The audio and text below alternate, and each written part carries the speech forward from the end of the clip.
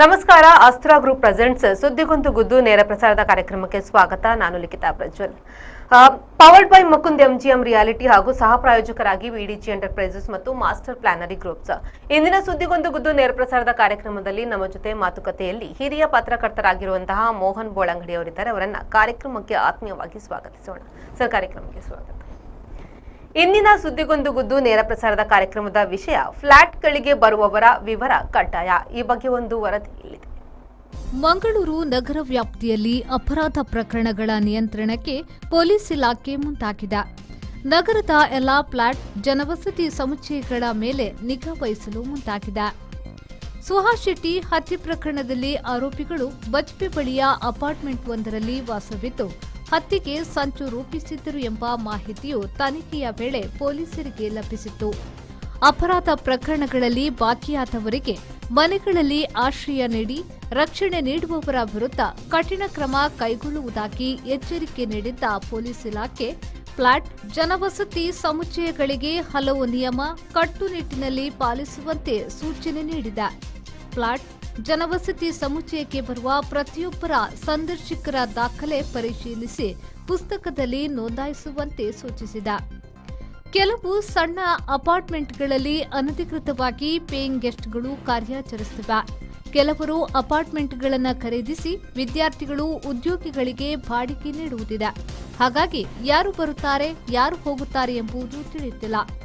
ಕೆಲವೆಡೆ ಸಂದರ್ಶಕರ ವಿವರಗಳನ್ನು ಪಡೆಯುವುದಿಲ್ಲ. ಸೆಕ್ಯೂರಿಟಿ ಗಾರ್ಡ್ಗಳಿಗಾಗಿ ಹೊರ ಜಿಲ್ಲೆ ರಾಜ್ಯಗಳ ಕಾರ್ಮಿಕರಿರುವುದು ಸವಾಲಾಗಿದೆ. ಬೃಹತ್ ಅಪಾರ್ಟ್ಮೆಂಟ್ಗಳಿಗೆ ಬರುವ ಸಂದರ್ಶಕರ ಮಾಹಿತಿಯ ಜೊತೆಗೆ ಫ್ಲಾಟ್ ಸಂಖ್ಯೆ ಹಾಗೂ ಮನೆಯ ಓನರ್ ಹೆಸರನ್ನ ನಮೂದಿಸಲು ಸೂಚಿಸಿದೆ. ನಿತ್ಯ ಫ್ಲಾಟ್ಗಳಲ್ಲಿ ವಾಸಿಸುವ ಕುಟುಂಬದ ಸದಸ್ಯರಲ್ಲದವರು ಸಂದರ್ಶನಕ್ಕೆ ಆಗಮಿಸಿದ್ರೂ ದಾಖಲೀಕರಣ ಕಡ್ಡಾಯ. ಎಲ್ಲದಕ್ಕೂ ಮಿಗಿಲಾಗಿ ಸಂದರ್ಶಕರ ಮುಖ ಚಹರೆ ಸ್ಪಷ್ಟವಾಗಿ ಕಾಣುವಂತಹ ಸಿಸಿಟಿವಿ ರೆಕಾರ್ಡಿಂಗ್ ಕಡ್ಡಾಯವಾಗಿದೆ. ಜಿಲ್ಲೆಯಲ್ಲಿ ಅಹಿತಕರ ಘಟನೆಗಳು ನಡೆಯದಂತೆ ಈಗಾಗಲೇ ಪೊಲೀಸ್ ಇಲಾಖೆ ಎಚ್ಚೆತ್ತುಕೊಂಡಿದ್ದು ಜನವಸತಿ ಸಮುಚ್ಚಯಗಳ ಮೇಲೂ ಪೊಲೀಸ್ ಇಲಾಖೆ ನಿಗಾ ಇರಿಸಿದೆ. ಬ್ಯೂರೋ ರಿಪೋರ್ಟ್, ವಿ4 ನ್ಯೂಸ್, ಮಂಗಳೂರು.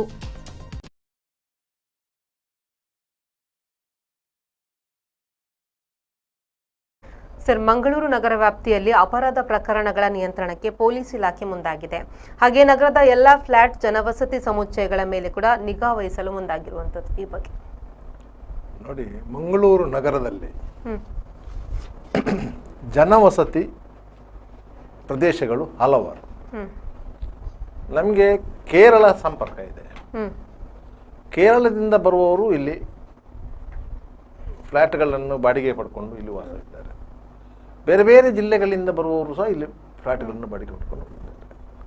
ಯಾಕಂತೇಳಿ ಇದೊಂದು ವಾಣಿಜ್ಯ ರಾಜಧಾನಿ ಎನ್ನುವ ರೀತಿಯಲ್ಲಿ ಬೆಳೆದು ಬಂದಿದೆ ಮತ್ತು ಸಮುದ್ರ ತಟದಲ್ಲಿ ಇರುವಂತಹ ಒಂದು ಸುಂದರ ನಗರಿ. ಆದ್ದರಿಂದ ಈ ನಗರದ ಮೇಲೆ ಹಲವಾರು ಬಾರಿ ಭಯೋತ್ಪಾದಕರ ಕಣ್ಣು ಬಿದ್ದಿತ್ತು ಎನ್ನುವುದು ಸ್ಪಷ್ಟ. ಈ ಹಿಂದೆ ಮೋಸ್ಟ್ ವಾಂಟೆಡ್ ಭಯೋತ್ಪಾದಕರಾದಂಥ ರಿಯಾಜ್ ಭಟ್ಕಳ್, ಶಬ್ಬೀರ್ ಭಟ್ಕಳ್ ಇವರೆಲ್ಲ ಒಂದು ತಂಡ ಮಂಗಳೂರಿನ ಹೃದಯ ಭಾಗದ ಅತ್ತಾವರದ ಫ್ಲ್ಯಾಟ್ನಲ್ಲಿಯೇ ಇದ್ದು ಅಲ್ಲಿ ಒಂದು ಬಾಂಬ್ ಲ್ಯಾಬನ್ನು ರೆಡಿ ಮಾಡಿಕೊಂಡು ಅಲ್ಲಿಂದ ಬಾಂಬ್ಗಳನ್ನು ತಯಾರಿಸಿ ದೇಶದ ವಿವಿಧ ಅಡಿಗಳಲ್ಲಿ ಬಾಂಬು ಬ್ಲಾಸ್ಟ್ ಮಾಡಿತ್ತು ಎನ್ನುವಂಥ ಮಾಹಿತಿಗಳು.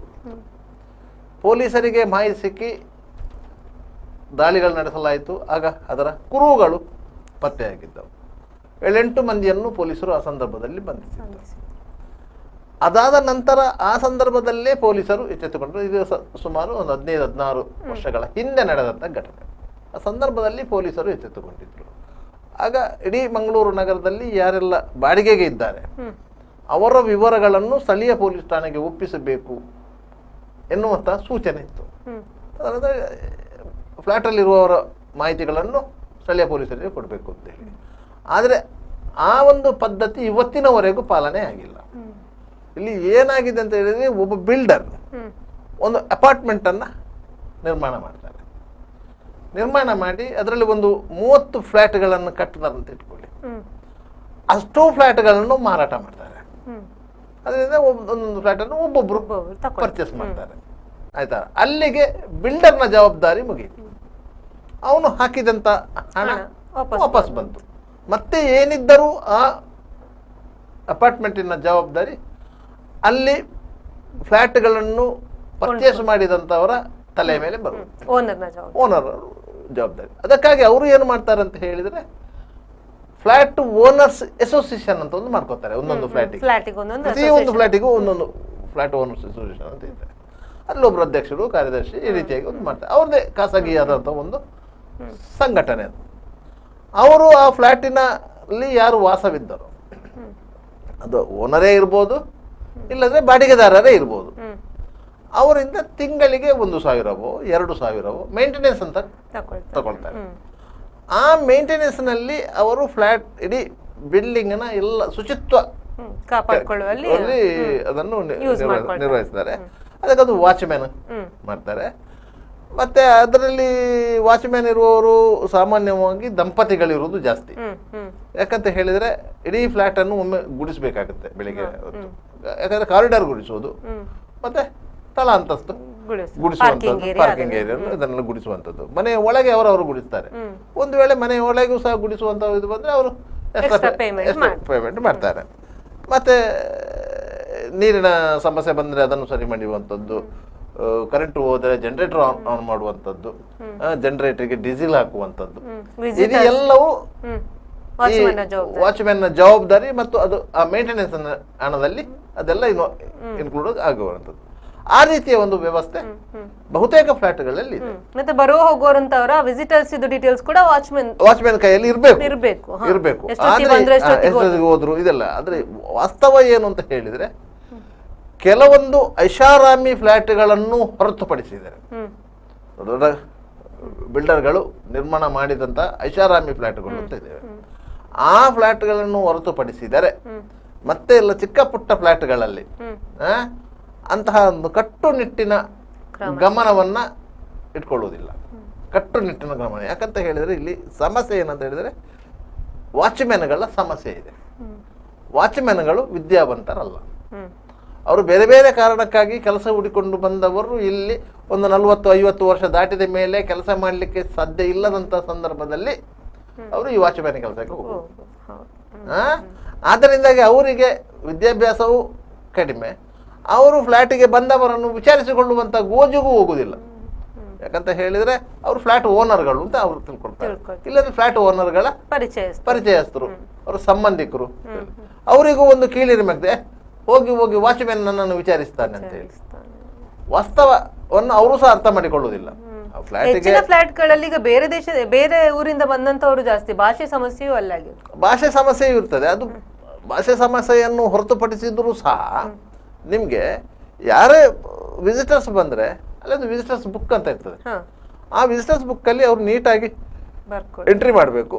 ಎಂಟ್ರಿ ಮಾಡಿ ಯಾವ ಹೊತ್ತಿಗೆ ಅವ್ರು ಬಂದ್ರು ಅಂತ ಇಟ್ಕೊಳ್ಬೇಕು. ಅವರ ಅಡ್ರೆಸ್, ಅವರ ಫೋನ್ ನಂಬರ್, ಮತ್ತೆ ಆ ಫೋನ್ ನಂಬರ್ ಅನ್ನು ವಾಚ್ಮ್ಯಾನ್ ಯಾರಿದ್ದಾರೆ ಅವರು ಕ್ರಾಸ್ ವೆರಿಫಿಕೇಶನ್ ಮಾಡ್ಬೇಕು. ಆಕ್ಚುಲಿ ನೀವೊಂದು ಮೊಬೈಲ್ ನಂಬರ್ ಕೊಡ್ತೀರಿ, ಆಯ್ತಾ, ಆ ಮೊಬೈಲ್ ನಂಬರ್ ಅವಂದೇ ಹೌದಾ ಅಲ್ವಾ ಅಂತ ಗೊತ್ತಾಗ್ಬೇಕಲ್ಲ ನಿಮ್ಗೆ. ಆಗ ಇವನ ಮೊಬೈಲ್ ನಿಂದ ಆ ಮೊಬೈಲ್ಗೆ ರಿಂಗ್ ಕೊಟ್ರೆ ಅದು ರಿಂಗ್ ಆದ್ರೆ ಅದು ಅವಂದೇ ಅಂತ ಅರ್ಥ. ಆ ರೀತಿ ಮಾಡ್ಲಿಕ್ಕೂ ವಾಚ್ಮ್ಯಾನ್ಗಳಿಗೆ ಹಿಂಜರಿಕೆ ಇದೆ. ಯಾಕಂತ ಹೇಳಿದ್ರೆ ಅವರು ಸಂಬಳಕ್ಕಾಗಿ ಅಲ್ಲಿ ಹಗಲು ರಾತ್ರಿ ದುಡಿಯುವಂತ ವ್ಯಕ್ತಿಗಳು. ಅವರು ಆ ಫ್ಲಾಟ್ ಓನರ್ಗಳನ್ನ ಎದುರು ಹಾಕೊಳ್ಳಿಕ್ಕೆ ಸಾಧ್ಯ ಆಗುವುದಿಲ್ಲ. ಆದರೆ ಪೊಲೀಸರ ಸೂಚನೆ ಏನಂತ ಹೇಳಿದ್ರೆ ಆ ರೀತಿಯ ಒಂದು ಡಾಕ್ಯುಮೆಂಟ್ ನೀವು ಮೇಂಟೈನ್ ಮಾಡಬೇಕು ಅಂತ ಹೇಳಿ. ಯಾಕಂತ ಹೇಳಿದ್ರೆ ಯಾರು ಬರ್ತಾರೆ ಹೋಗ್ತಾರೆ ಎನ್ನುವುದು ಗೊತ್ತಾಗಬೇಕು.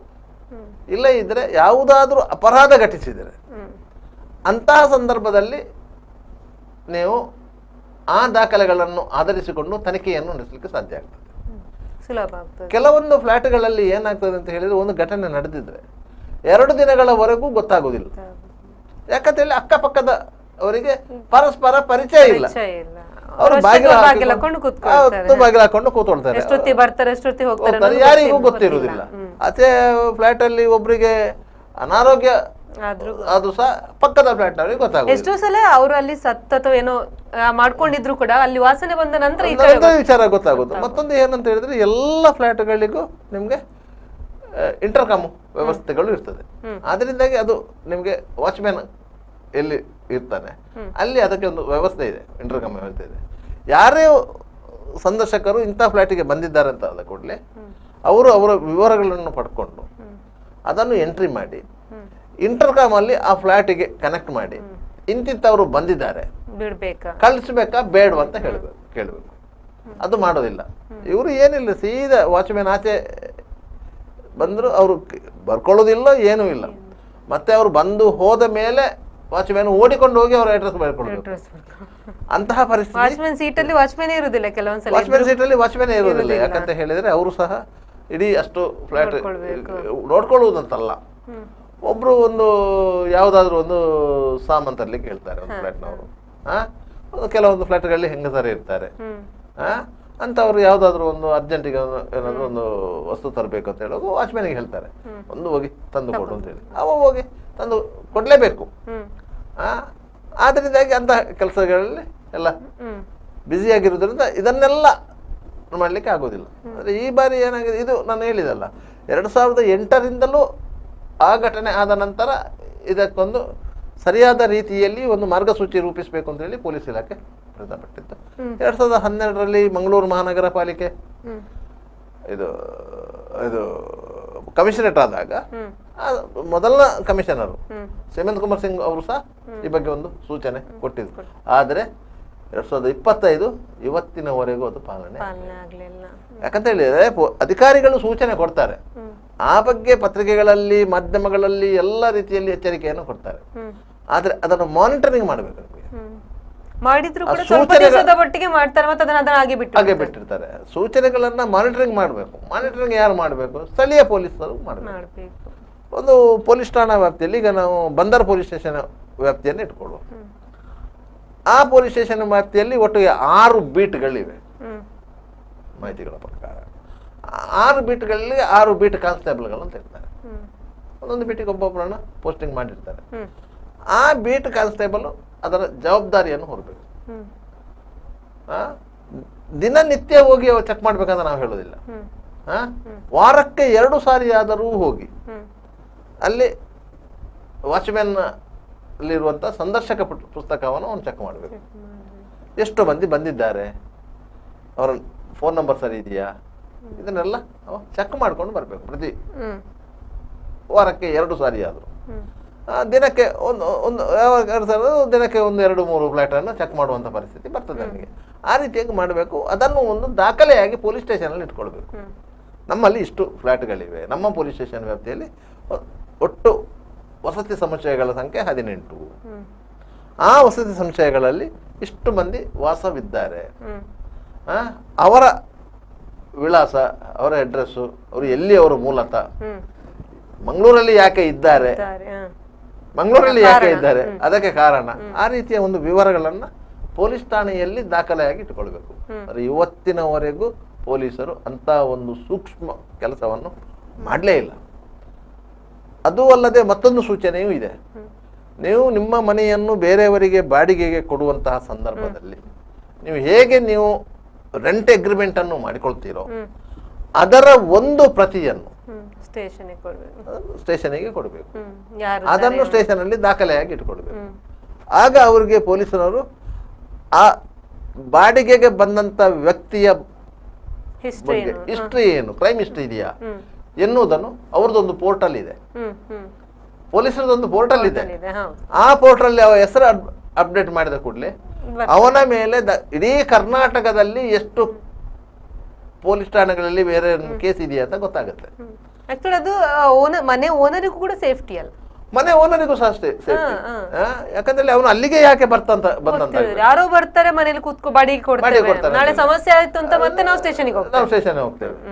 ಅದನ್ನು ಮೊದಲೇ ಹೋಗಿ ಸ್ಟೇಷನ್ಗೆ ಕೊಟ್ಟು ಬರುವಂತದ್ದು. ಪೊಲೀಸರು ಅದಕ್ಕೊಂದು ದಾಖಲೆ ಕಾಪಿಡುವಂತದ್ದು ಮಾಡಬೇಕು. ಮಾಡಿದ್ರೆ ಒಂದು ರೀತಿಯಲ್ಲಿ ಸೇಫ್ಟಿ.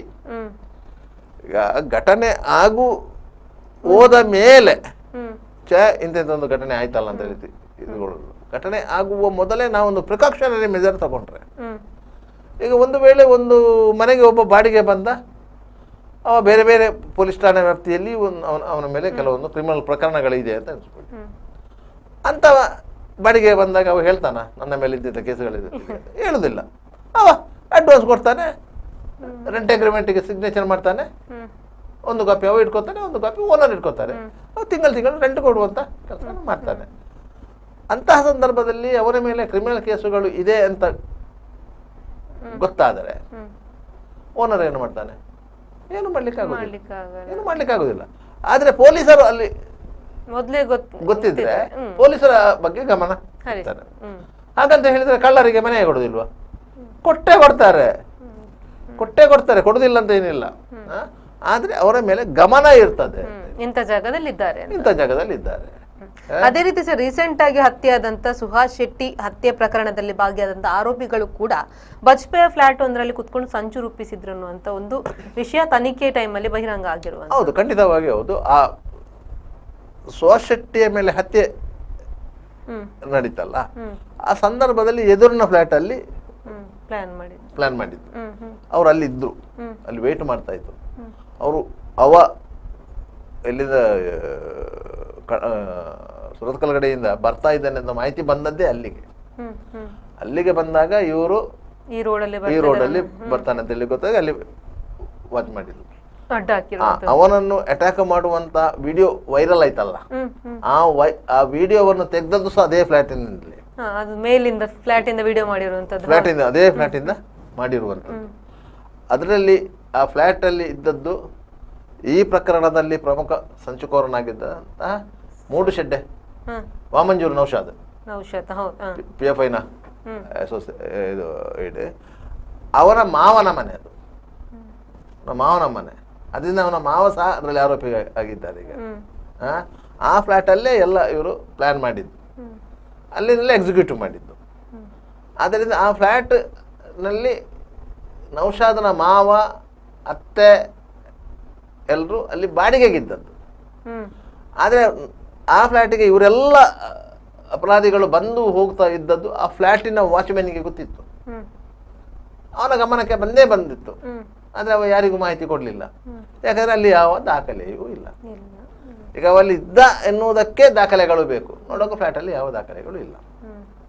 ಅದರಿಂದಾಗಿ ನಾವು ಈಗಿನ ಪೊಲೀಸ್ ಕಮಿಷನರ್ ಸುಧೀರ್ ಕುಮಾರ್ ರೆಡ್ಡಿ ಅವರು ಅಂತಹ ಒಂದು ದಾಖಲೆಯನ್ನು ಇಡಬೇಕು ಅಂತ ಹೇಳಿ. ಆದರೆ ಇವತ್ತು ಅವರು ಹೇಳಿ ಕೆಲವು ದಿನಗಳಾಯ್ತು, ಇವತ್ತಿನವರೆಗೂ ಅಂತಹ ಒಂದು ಪ್ರಯತ್ನ ಪೊಲೀಸ್ ಇಲಾಖೆಯಿಂದ ಆಗಿಲ್ಲ. ಈ ಹಿಂದೆಯೂ ಆಗಿಲ್ಲ, ಇವತ್ತೂ ಆಗಲಿಲ್ಲ, ಇನ್ನು ಮುಂದಕ್ಕೂ ಆಗುವಂತ ಸೂಚನೆ ಇಲ್ಲ. ಯಾಕಂತ ಹೇಳಿದ್ರೆ ಅದೊಂದು ಎಕ್ಸ್ಟ್ರಾ ಬರ್ಡನ್ ಆಗುತ್ತೆ ಪೊಲೀಸ್ ಇಲಾಖೆಗೆ. ಇದು ಬರ್ಡನ್ ಅಲ್ಲ. ಅಟ್ಲೀಸ್ಟ್ ಪೊಲೀಸ್ನವ್ರು ಯಾವಾಗ್ಲೂ ಒಂದ್ಸಲ ಆದ್ರೂ ಹೋಗಿ ಅದನ್ನ ಚೆಕ್ ಮಾಡಿ ಬಂದ್ರೆ ಆ ಫ್ಲಾಟಿನವರಿಗೂ ಒಂದು ಭಯ ಅಥವಾ ವಾಚ್ಮನ್ಗೆ ಒಂದು ಭಯ ಇರುತ್ತೆ. ಹೌದು, ಪೊಲೀಸರು ಬರ್ತಾರೆ, ಯಾಕಂದ್ರೆ ಪೊಲೀಸರು ದಿನನಿತ್ಯ ಗಸ್ತು ತಿರುಗುವಂತದ್ದು ಇದ್ದೇ ಇರ್ತದೆ. ಆ ಗಸ್ತು ತಿರುಗುವ ಸಂದರ್ಭದಲ್ಲಿ ನೀವು ಹೋಗಿ ಒಂದು ಅಪಾರ್ಟ್ಮೆಂಟಿಗೆ ಹೋಗಿ ಅಲ್ಲಿನ ವಿಸಿಟರ್ಸ್ ಪುಸ್ತಕವನ್ನು ಚೆಕ್ ಮಾಡುವಂತ, ಯಾರಾದ್ರೂ ವಿಸಿಟರ್ಸ್ ಬಂದಿದ್ದಾರೆ ಅಂತ ನೋಡಿ. ಅಲ್ಲಿ ಯಾವುದಾದ್ರೂ ನಿಮಗೆ ಸಂಶಯಾಸ್ಪದ ವ್ಯಕ್ತಿಗಳು ಅಂತ ಕಂಡು ಬಂದರೆ ಅಲ್ಲಿ CCTV ಅನ್ನು ಚೆಕ್ ಮಾಡಿ. CCTV ಇರ್ತದೆ, CCTV ಮಾನಿಟರ್ ಇದು ಅಲ್ಲೇ ಇರ್ತದೆ. ಅದನ್ನೊಮ್ಮೆ ಚೆಕ್ ಮಾಡಿ, ಯಾರು ಬಂದರು ಏನು ಬಂದರು ಅಂತ ಚೆಕ್ ಮಾಡಿ. ಆಗ ನಿಮಗೂ ಅರ್ಥ ಆಗತ್ತೆ ಇದರಲ್ಲಿ ಏನು ಸಂಶಯಾಸ್ಪದ ವ್ಯಕ್ತಿಗಳು ಇಲ್ಲ ಅಂತ. ಅಲ್ಲಿಗೆ ಬಿಟ್ಟು ಬಿಡಿ. ನೀವು ಯಾವತ್ತೂ ಹೋಗಿ ಉಪದ್ರ ಮಾಡಬೇಡಿ, ತೊಂದರೆ ಕೊಡಬೇಡಿ, ಫ್ಲಾಟಿನವರಿಗೆ ತೊಂದರೆ ಕೊಡಬೇಡಿ. ನೀವು ಕೇವಲ ಹೊರಗೆ ಗೇಟಿನ ಹತ್ತಿರವೇ ಇರುವಂತ ವಾಚ್ಮನ್ ಅದೇ ಅಷ್ಟನ್ನು ನೀವು ನೋಡ್ತಾ ಇದ್ರೆ ಆ ಫ್ಲಾಟಿಗೆ ಬರ್ಲಿಕ್ಕೆ ಜನ ಹೆದರ್ತಾರೆ. ನಿಮಗೆ ಯಾವುದರಲ್ಲಿ ಕ್ರಿಮಿನಲ್ ಬ್ಯಾಕ್ಗ್ರೌಂಡ್ ಇರುವವರು ಬರ್ಲಿಕ್ಕೆ ಹೆದರ್ತಾರೆ. ಅಲ್ಲಿಗೆ ಪೊಲೀಸು ಬರ್ತದೆ ಅಂತ ಹೇಳಿ. ಪೊಲೀಸ್ ಎನ್ನುವಂತಹ ಶಬ್ದ ಉಂಟಲ್ಲ, ಕೇವಲ ಶಬ್ದ, ಅದು ಜನರಲ್ಲಿ ಎಚ್ಚರಿಕೆಯನ್ನು ಮೂಡಿಸುವಂಥದ್ದು. ಪೊಲೀಸು ಮೂವ್ಮೆಂಟ್ ಇದೆ ಅಂತ ಹೇಳಿದರೆ ಯಾವುದೇ ಕ್ರಿಮಿನಲ್ಗಳು ಆ ರೂಟಲ್ಲಿ ಯಾವುದೇ ಕೃತ್ಯವನ್ನು ನಡೆಸುವುದಿಲ್ಲ. ಪೊಲೀಸ್ ಮೂವ್ಮೆಂಟ್ ಇದೆ ಅಂತ ಹೇಳಿ ಅದಕ್ಕೆ ನೋಡಿ, ರಾತ್ರಿ ವೇಳೆ ಗಸ್ತು ತಿರುಗುವಂಥ ಪೊಲೀಸರು ಕೈಯಲ್ಲಿ ಒಂದು ಲಾಠಿಯನ್ನು ಇಟ್ಕೊಂಡು ರೋಡಲ್ಲಿ ಬಡ್ಕೊಂಡು ಹೋಗುದು. ಕೆಲವರು ಆಗ ಸಂದರ್ಭದಲ್ಲಿ ಪೊಲೀಸರು ರೋಡಲ್ಲಿ ಲಾಠಿ ಬಡಿಯುವುದು ಯಾಕೆ ಅಂತ ಹೇಳಿ, ನಾಯಿಗಳೇನಾದ್ರು ಬಂದು ಬೊಗಳ್ತಾವ ಅಂತ ಹೇಳಿ ಹೆದರಿಕೆ ಲಾಠಿ ಬಡ್ಕೊಂಡು ಹೋಗ್ತಾರ ಅಂತ. ಅಲ್ಲ, ಖಂಡಿತವಾಗಿ ಅಲ್ಲ. ಯಾಕಂತ ಹೇಳಿದ್ರೆ ಅವ್ರು ಲಾಠಿ ಬಡ್ಕೊಂಡು ಹೋಗುವುದೇ ಯಾವುದಾದ್ರು ವ್ಯಕ್ತಿಗಳು ಕಳವು ಕೃತ್ಯಕ್ಕೆ ಬೇರೆ ಬೇರೆ ಬೇರೆ ದುಶ್ಚಟಕ್ಕೆ ಹೊಂಚೆ ಹಾಕ್ತಾ ಇದ್ದಾರೆ, ಅವರು ಅಲರ್ಟ್ ಆಗ್ತಾರೆ. ಈ ರೂಟಲ್ಲಿ ಪೊಲೀಸ್ ಮೂವ್ಮೆಂಟ್ ಇದೆ ಅಂತ ಹೇಳಿ ಅಲ್ಲಿಗೆ ಆ ಪ್ರಯತ್ನ ಕೈ ಬಿಡ್ತಾರೆ. ಅದಕ್ಕೆ ಬೇಕಾಗಿ ಅವ್ರು ಲಾಠಿಯನ್ನು ರಸ್ತೆಗೆ ಪಡ್ಕೊಂಡು ಹೋಗುದು ಅವರ ಧೈರ್ಯಕ್ಕಲ್ಲ, ಬೇರೆಯವರಿಗೆ ಅದನ್ನು ಮೆಸೇಜ್ ಪಾಸ್ ಮಾಡೋದು ಎಲ್ಲಿ ಪೊಲೀಸ್ ಮೂವ್ಮೆಂಟ್ ಇದೆ ಅಂತ. ಮನೆಯೊಳಗಿರುವವರಿಗೂ ಒಂದು ಧೈರ್ಯ, ಪೊಲೀಸರು ರೌಂಡ್ಸ್ ಅಲ್ಲಿ ಬರ್ತಾರೆ. ಈಗ ಒಂದೊಂದು ಕಡೆಯಲ್ಲಿ ನಿಮ್ಗೆ ಗಸ್ತು ಪುಸ್ತಕ ಅಂತ ಇರ್ತದೆ, ಒಂದೊಂದು ಬ್ಯಾಂಕ್ ಎದುರಲ್ಲಿ ಕೆಲವೊಂದು ಮನೆಗಳಲ್ಲಿ ದೇವಸ್ಥಾನಗಳಲ್ಲಿ ಅಲ್ಲಿ ಹೋಗಿ ಅಲ್ಲಿ ಸೈನ್ ಹಾಕಿ ಇಂಥ ಟೈಮ್ ಅಂತ ಸೈನ್ ಹಾಕಿ ಬರ್ಬೇಕು. ಈ ರೀತಿಯ ಎಲ್ಲ ಕ್ರಮಗಳು ಇದೆ. ಆದರೆ ಈಗ ಏನಾಗಿದೆ ಅಂತ ಹೇಳಿದ್ರೆ, ಹಿಂದಿನ ಒಬ್ಬ ಕಳೆದ ನಿರ್ಗಮಿತ ಡಿ ಜಿ ಅಲ್ಲ, ಅದಕ್ಕಿಂತ ಮೊದಲನ ಡಿ ಜಿ ಅವರು ಈ ಬೀಟ್ ವ್ಯವಸ್ಥೆ ಅಂತ ಮಾಡಿದ್ರು. ಅವರು ಅಲ್ಲಿಗೆ ಹೋಗಿ ಒಂದು ಬೀಟಿಗೆ ಹೋಗಿ ಅಲ್ಲಿಂದ ಅವರ ಮೊಬೈಲ್ ಲೊಕೇಶನ್ ಅನ್ನು ಅವ್ರು ಶೇರ್ ಮಾಡಬೇಕು ಅಂತ ಹೇಳಿ ಪೊಲೀಸ್ನವರು ಅವರು ಅಲ್ಲಿ ಅಷ್ಟು ಮಾಡಿ ಸೀದಾ ಬಂದು ಸ್ಟೇಷನ್ ಅಲ್ಲಿ ಮಲಗ್ತಾರೆ. ಅವ್ರು ಬೀಟ್ ಮಾಡುವುದಿಲ್ಲ. ಬೀಟ್ ಮಾಡುವುದು ಅಂದ್ರೆ ಹಾಗೆಲ್ಲ, ಈ ತಲೆಯಿಂದ ಆ ತಲೆವರೆಗೆ ಉದ್ದಕ್ಕೆ ಹೋಗಬೇಕು. ರಾತ್ರಿ ವೇಳೆ ಗಸ್ತು ತಿರುಗುವುದು ಅಷ್ಟೇ, ಪೊಲೀಸ್ ಅಧಿಕಾರಿಗಳು ಗಸ್ತು ತಿರುಗ್ತಾ ಇರ್ತಾರೆ, ಅದು ಸಹ ಅಷ್ಟೇ. ರಾತ್ರಿ 11 ಗಂಟೆಯಿಂದ ಗಸ್ತು ಆರಂಭ ಮಾಡಿದರೆ ಆ ಪೊಲೀಸ್ ಸ್ಟೇಷನ್ ವ್ಯಾಪ್ತಿಗೆ ಒಂದು ಸುತ್ತು ಬರಬೇಕು. ಆಯ್ತಾ? ಒಮ್ಮೊಮ್ಮೆ ಅವರಿಗೆ ಸಬ್ ಡಿವಿಷನ್ ಗಸ್ತು ಇರ್ತದೆ, ಒಂದು ಉಪವಿಭಾಗ ಗಸ್ತು ಅಂತ ಇರ್ತದೆ. ಆಗ ಅವರು ಎಲ್ಲ ಉಪವಿಭಾಗದಲ್ಲಿ ಎಷ್ಟು 4-5 ಪೊಲೀಸ್ ಸ್ಟೇಷನ್ಗಳು ಬರ್ತದೆ, ಅಷ್ಟು ಪೊಲೀಸ್ ಸ್ಟೇಷನ್ ವ್ಯಾಪ್ತಿಗೆ ಹೋಗ್ಬೇಕು. ಹೋಗಿ ಆ ಪೊಲೀಸ್ ಸ್ಟೇಷನ್ಗೆ ಹೋಗಿ ಅಲ್ಲಿ ಕೂತು ಸೈನ್ ಮಾಡಿ ಬರಬೇಕು. ಅಷ್ಟು ಪೊಲೀಸ್ ಸ್ಟೇಷನ್ ವ್ಯಾಪ್ತಿ ತಿರುಗುವಾಗಲೂ ಒಂದು ಮುಂಜಾನೆ 5 ಗಂಟೆವರೆಗೆ ಆಗ್ತದೆ. ಅಲ್ಲಿವರೆಗೆ ಗಸ್ತು ಮಾಡಬೇಕು ಅಂತ ಹೇಳಿ. ಯಾಕಂತ ಹೇಳಿದ್ರೆ ಆ ಹೊತ್ತಿಗೆ ಜನರಲ್ಲಿ ಎಚ್ಚರ ಆಗುವಂಥ ಸಂದರ್ಭ. ಅಲ್ಲಿವರೆಗೆ ಪೊಲೀಸರು ಇರಬೇಕು. ಜನರು ನಿದ್ದೆ ಮಾಡುವಂಥ ಸಂದರ್ಭದಲ್ಲಿ ಪೊಲೀಸರು ರಸ್ತೆಯಲ್ಲಿರಬೇಕು. ಜನರು ಎಚ್ಚರ ಆದಂಥ ಸಂದರ್ಭದಲ್ಲಿ ಪೊಲೀಸರು ಅವರವರ ಠಾಣೆಯಲ್ಲಿ ಅವರವರ ಕರ್ತವ್ಯದಲ್ಲಿ ಇರಬೇಕು ಅಂತ ನಿಯಮ. ಅದರಿಂದಾಗಿ ಆ ರೀತಿಯಾಗಿ ಮಾಡಬೇಕು. ಆದರೆ ಇವತ್ತಿನ ಪರಿಸ್ಥಿತಿಯಲ್ಲಿ ಏನಾಗಿದೆ ಅಂತ ಹೇಳಿದರೆ, ನಾನು ಕಳೆದ ಒಂದು 20 ವರ್ಷಗಳಿಂದ ಮಂಗಳೂರು ರಸ್ತೆಯಲ್ಲಿ ರಾತ್ರಿಯಲ್ಲಿ ತಿರುಗಾಡ್ತಾ ಇರ್ತೇವೆ. ನಿರಂತರ ಅಂತಲ್ಲ, ಯಾವುದಾದ್ರೂ ಸಂದರ್ಭದಲ್ಲಿ ನಾವು ಯಾವುದಕ್ಕೆ ಒಂದು ಕಾರ್ಯಕ್ರಮಕ್ಕೆ ಹೋದಾಗ, ಬೇರೆ ಬೇರೆ ಕಾರ್ಯಕ್ರಮಕ್ಕೆ ಹೋಗುವಾಗ ಬರುವಾಗ ಲೇಟ್ ಆದರೆ ನಾವು ಮಂಗಳೂರಲ್ಲಿ, ಇವತ್ತಿನವರೆಗೆ ಮಂಗಳೂರು ರಸ್ತೆಯಲ್ಲಿ ನಾನು ಪೊಲೀಸರನ್ನು ನೋಡಲಿಲ್ಲ, ಬೀಟ್ ಪೊಲೀಸರನ್ನು ನೋಡಲೇ ಇಲ್ಲ. ಆದರೂ ಪೊಲೀಸರು ರಾತ್ರಿ 8 ಗಂಟೆ ಆಗುವಾಗ ಪೊಲೀಸ್ ಸ್ಟೇಷನ್ಗೆ ಹೋದ್ರೆ ನಿಮಗೆ ಅವರು ಬೀಟಿಗೆ ಹೊರಡಲಿಕ್ಕೆ ಟಕ ಟಕ ಟಕ ಟಕ ಅಂತ ರೆಡಿ ಆಗಿರ್ತಾರೆ. ಅವರು ಎಲ್ಲಿಯೋ ಯಾವ ಬೀಟಿಗೆ ಹೋಗ್ತಾರೆ ಅಂತ ಗೊತ್ತೇ ಆಗುದಿಲ್ಲ. ಅಂದ್ರೆ ರಾತ್ರಿ ಬರುವಂತ ವಾಹನಗಳ ಮೇಲೂ ಕೂಡ ಕಣ್ಣಿಟ್ಟು ಅಂತ ಇದೆ ನೋಡಿ. ರಾತ್ರಿ ಬರುವ ವಾಹನಗಳನ್ನ ನೀವು ನಿಲ್ಲಿಸಬೇಕು, ಚೆಕ್ ಮಾಡಬೇಕು. ನೀವು ಡ್ರಂಕ್ ಅಂಡ್ ಡ್ರೈವ್ ಮಾತ್ರ ಚೆಕ್ ಮಾಡಿದಲ್ಲ, ಆ ವಾಹನದಲ್ಲಿ ಯಾರು ಇದ್ದಾರೆ. ಹೆಚ್ಚಿನ ಅಕ್ರಮ ಚಟುವಟಿಕೆ ಅಂದ್ರೆ ಆ ರೀತಿ ಮಾಡುವಂತ ವಾಹನಗಳು ಓಡಾಡುದೇ ರಾತ್ರಿ ಹೊತ್ತಲ್ಲಿ, ರಾತ್ರಿ ಹೊತ್ತಿ ಓಡಾಡುವುದು. ನಿಮ್ಗೆ ಈ ಹಿಂದೆ ಹಿರಿಯ IPS ಅಧಿಕಾರಿ ಕೆಂಪಯ್ಯನವರು ವೆಸ್ಟರ್ನ್ ರೇಂಜ್ DIG ಆಗಿ ಬಂದಂತ ಸಂದರ್ಭದಲ್ಲಿ, ಮೊದಲು SP ಆಗಿ ಇದ್ರು, DIG ಆಗಿ ಬಂದ ಸಂದರ್ಭದಲ್ಲಿ ಸಂಜೆ 6 ಗಂಟೆಯಿಂದ 8 ಗಂಟೆಯವರೆಗೆ ಎಲ್ಲ ಅಧಿಕಾರಿಗಳು ಸರ್ಕಲ್ ಅಲ್ಲಿ ವಾಹನಗಳ ತಪಾಸಣೆ ಮಾಡಬೇಕು ಅಂತೇಳಿ ಆದೇಶ ಮಾಡಿದರು. ಎಲ್ಲ ಅಧಿಕಾರಿಗಳು ಸರ್ಕಲ್ ಅಲ್ಲಿ ವಾಹನ ತಪಾಸಣೆ ಮಾಡಬೇಕು. ಒಂದು ವೇಳೆ ವಾಹನ ನಿಲ್ಲಿಸದೆ ಹೋಯ್ತು ಅಂತ ಇಟ್ಟುಕೊಳ್ಳಿ, ನೀವು ಅದನ್ನು ಬೆನ್ನಟ್ಟಬೇಡಿ. ಬೆನ್ನಟ್ಟಿದ್ರೆ, ಒಂದು ವಾಹನವನ್ನು ಬೆನ್ನಟ್ಟಿದ್ರೆ ನೀವು 10 ವಾಹನವನ್ನು ಬಿಟ್ಟಾಗಿ ಆಗ್ತದೆ. ಅದರಿಂದಾಗಿ ನೀವು ಅದನ್ನು ಬೆನ್ನಟ್ಟಬೇಡಿ. ಅವರು ಮತ್ತೊಂದು ಸರ್ಕಲ್ ಅಲ್ಲಿ ಸಿಕ್ಕಾಗ್ತಾರೆ. ಅಲ್ಲಿಗೆ ಇನ್ಫಾರ್ಮೇಶನ್ ಕೊಟ್ರೆ, ಅಲ್ಲಿಗೆ ಇನ್ಫಾರ್ಮೇಶನ್ ಮತ್ತೊಂದು ಸರ್ಕಲ್ ಅಲ್ಲಿ ಚೆಕ್ ಇದೆ ಅಲ್ಲ. ನೀವು ಸುರತ್ಕಲ್ಲಲ್ಲಿ ಚೆಕ್ ಇದೆ, ಅದಕ್ಕಿಂತ ನೆಕ್ಸ್ಟ್ ಬಂದ್ರೆ ಪಣಮೂರಲ್ಲಿ ಚೆಕ್ ಇದೆ, ಪಣಮೂರಿನಿಂದ ನಿಮಗೆ ಕಾವೂರಲ್ಲಿ ಚೆಕ್ ಇದೆ, ಕೂಳೂರಲ್ಲಿ ಚೆಕ್ ಇದೆ, ಚೌಕಿಯಲ್ಲಿ ಚೆಕ್ ಇದೆ, KPTಯಲ್ಲಿ ಚೆಕ್ ಇದೆ, ನಂತೂರಲ್ಲಿ ಚೆಕ್ ಇದೆ, ಪಂಪೆಯಲ್ಲಿ ಚೆಕ್ ಇದೆ, ಈಚೆಗಿಂದ ಪಡೀಲಲ್ಲಿ ಚೆಕ್ ಇದೆ ಅಂತ ಆಗುವಾಗ ಎಲ್ಲ ಸರ್ಕಲ್ಗಳಲ್ಲಿ ನಿಲ್ಲಿಸುವುದು, ಚೆಕ್ ಮಾಡುವುದು, ಕಳಿಸುವುದು. ಎಷ್ಟು ಮಂದಿ ಇದ್ದಾರೆ, ಎಲ್ಲಿಂದ ಬರುವುದು, ಎಲ್ಲಿಗೆ ಹೋಗುವುದು. ಅಂದ್ರೆ ಸಂಶಯ ಬಂದರೆ ನೀವು ಡಾಕ್ಯುಮೆಂಟ್ ಚೆಕ್ ಮಾಡಿ, ಸಂಶಯ ಬಂದರೆ ಡಾಕ್ಯುಮೆಂಟ್ ಚೆಕ್ ಮಾಡಿ ಕಳಿಸಿ. ಒಂದು ವಾಹನವನ್ನು ನೀವು 1 ನಿಮಿಷಕ್ಕಿಂತ ಜಾಸ್ತಿ ಹೊತ್ತು ನಿಲ್ಲಿಸಬಾರ್ದು. ಏನಾದ್ರೂ ಅನುಮಾನಗಳಿದ್ರೆ ಅವರು ವಾಕಿ ಟಾಕಿಯಲ್ಲಿ ಅದು ಅನೌನ್ಸ್ ಆಗ್ತದೆ, ಆಗ್ತಾ ಇರ್ತದೆ. ಅದರಿಂದಾಗಿ ಅಂತ ಅನುಮಾನ ಬಂತು, ಅವರು ಉತ್ತರ ಕೊಡ್ಲಿಕ್ಕೆ ತಡವರಿಸಿದ್ರು, ದಾಖಲೆಗಳಿಲ್ಲ, ವಾಹನವನ್ನು ಸೈಡಿಗೆ ನಿಲ್ಲಿಸಿ. ಆದ್ರೆ ಯಾವುದೇ ಪ್ರಯಾಣಿಕ ವಾಹನಗಳನ್ನು ನಿಲ್ಲಿಸಬೇಡಿ ಅಂತ ಹೇಳಿದ್ದಾರೆ. ಪ್ರಯಾಣಿಕ ವಾಹನಗಳು ಅಂದರೆ ಬಸ್ಸು, ಟೂರಿಸ್ಟ್ ಕಾರುಗಳು, ಇಂಥ ವಾಹನಗಳನ್ನು ನಿಲ್ಲಿಸಬೇಡಿ. ಕೇವಲ ಪ್ರೈವೇಟ್ ವೆಹಿಕಲ್ಗಳನ್ನು ನಿಲ್ಲಿಸಿ ಅಂತ. ಒಮ್ಮಿಂದೊಮ್ಮೆಲೆ ಕ್ರೈಮ್ ರೇಟ್ ಡೌನ್ ಆಯಿತು. ಒಮ್ಮಿಂದೊಮ್ಮೆಲೆ ಯಾವುದೇ ರೀತಿಯ ಕ್ರಿಮಿನಲ್ ಚಟುವಟಿಕೆಗಳು ನಿಯಂತ್ರಣಕ್ಕೆ ಬಂತು ಆಟೋಮೆಟಿಕಲಿ. ಇಷ್ಟೇ ಮಾಡಿದ್ದು ಅವರು. ಸರ್ ಒಂದೂವರೆ ತಿಂಗಳಲ್ಲಿ ಏನೋ ಟ್ರಾನ್ಸ್ಫರ್ ಆಗಿ ಹೋದ್ರು. ಚುನಾವಣಾ ಸಂದರ್ಭದಲ್ಲಿ ಅವರನ್ನು ಪೋಸ್ಟಿಂಗ್ ಮಾಡಿದ್ದಾರೆ ಅನ್ನೋ ಒಂದು ಎಲಿಗೇಷನ್ ಬಂತು 96 ಅಲ್ಲಿ. ಅದರಿಂದಾಗಿ ಅವರನ್ನು ಟ್ರಾನ್ಸ್ಫರ್ ಮಾಡಿದ್ರು. ಅಲ್ಲಿಗೆ ಆ ಕಾರ್ಯಾಚರಣೆಯು ನಿಂತಿತ್ತು. ಅದರಿಂದಾಗಿ ಅಂತಹ ಕಾರ್ಯಾಚರಣೆ ನಿರಂತರವಾಗಿ ನಡೀತಾ ಹೋಗಬೇಕು. ಸರ್, ಅದೇ ರೀತಿ ಈಗ ನಾವು ಫ್ಲಾಟ್ಗಳ ಬಗ್ಗೆ ಮಾತಾಡ್ತಿದ್ವಿ. ಈಗ ಕೆಲವೊಂದು ಫ್ಲಾಟ್ಗಳಲ್ಲಿ ಡಾಕ್ಯುಮೆಂಟ್ಸ್ ಗಳನ್ನು ಕೊಟ್ಟು ಎಲ್ಲವೂ ಲೀಗಲ್ ಆಗಿ ನಡೀತದೆ. ಆದ್ರೆ ಹೆಚ್ಚಿನ ಪೇನ್ ಗೆಸ್ಟ್ಗಳು ಎಲ್ಲ ಅಂತ ಹೇಳಲಿಕ್ಕೆ ಆಗುದಿಲ್ಲ, ಬಟ್ ಕೆಲವೊಂದು ಪೇನ್ ಗೆಸ್ಟ್ಗಳು PGಗಳಲ್ಲಿ ಸ್ವಲ್ಪ ದಿವಸದ ಮಟ್ಟಿಗೆ ಬರ್ತಾರೆ, ಕೂತ್ಕೊಳ್ತಾರೆ, ಹೋಗ್ತಾರೆ. ಅವರು ಅಂದ್ರೆ ಸ್ಟೂಡೆಂಟ್ಸ್ ಆಗಿರ್ಬೋದು, ವರ್ಕಿಂಗ್ ಆಗಿರ್ಬೋದು, ಕೇವಲ PG ಓನರ್ಸ್ಗಳಿಗೆ ಅವರ PGಯಲ್ಲಿ ಜನ ತುಂಬಿದ್ರೆ ಸಾಕು, ಅಥವಾ ಅವರಿಗೆ ಬೇಕಾದಂತ ಹಣ ಎಷ್ಟು ಅಂತ ಹೇಳಿದಾಗ ಕೊಟ್ರೆ ಸಾಕು ಅನ್ನುವಂಥದ್ದು. ನೋಡಿ, PGಗಳದ್ದು ಮತ್ತೊಂದು ಸಮಸ್ಯೆ. ಅವರು ಒಂದು ಮನೆಯನ್ನು ಬಾಡಿಗೆಗೆ ಪಡ್ಕೊಂಡು ಅದನ್ನು PG ಆಗಿ ಕನ್ವರ್ಟ್ ಮಾಡ್ತಾ ಇದ್ದಾರೆ. ಅದು ಒಂದನೇದು ಇಲ್ಲಿಗಲ್. ಒಂದು ರೂಮಿನಲ್ಲಿ 4-5 ಜನ ಅಡ್ಜಸ್ಟ್ ಆದ್ರೆ ಆಯ್ತು ಅಂತ ಹೇಳಿ ಅದೇ ಅನಿವಾರ್ಯವಾಗಿ ಅದನ್ನು ಬಳಸ್ಕೊಳ್ತಾ ಇದ್ದಾರೆ. ಒಂದು ಲೆಕ್ಕದಲ್ಲಿ ಇಲ್ಲಿಗಲ್, ಅದಕ್ಕೆ ಯಾವುದೇ ರೀತಿಯ ದಾಖಲೆಗಳು ಇಲ್ಲ. ಅದರಿಂದ ಅಂತಹ PGಗಳನ್ನೇ ಕೇಂದ್ರೀಕರಿಸಿಕೊಂಡು ಈ ಮಹಾನಗರ ಪಾಲಿಕೆಯವರು ಅದಕ್ಕೊಂದು ನಿಯಮಾವಳಿಯನ್ನು ರೂಪ ಮಾಡಬೇಕು. ನೀವು PG ಮಾಡಬೇಕಾ, ಮಹಾನಗರ ಪಾಲಿಕೆಯಲ್ಲಿ ಪರ್ಮಿಷನ್ ತಗೊಳ್ಬೇಕು.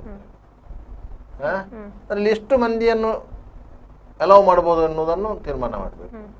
ಮತ್ತೆ ಯಾರೆಲ್ಲ ಇದ್ದಾರೆ ಎನ್ನುವುದರ ಬಗ್ಗೆ ಅವರ ಎಲ್ಲ ದಾಖಲೆಗಳು PG ಓನರ್ ಹತ್ರ ಇರ್ತವೆ. ಆ PG ಓನರ್ಗಳು ಸ್ಥಳೀಯ ಪೊಲೀಸ್ ಠಾಣೆಗೆ ಆ ದಾಖಲೆಗಳನ್ನು ಕೊಡಬೇಕು. ಆ PGಯಲ್ಲಿ ಇರುವವನು ಯಾವ ಉದ್ದೇಶಕ್ಕಾಗಿ ಬಂದಿದ್ದಾನೆ ಎನ್ನುವುದು ಖಚಿತ ಆಗಬೇಕು.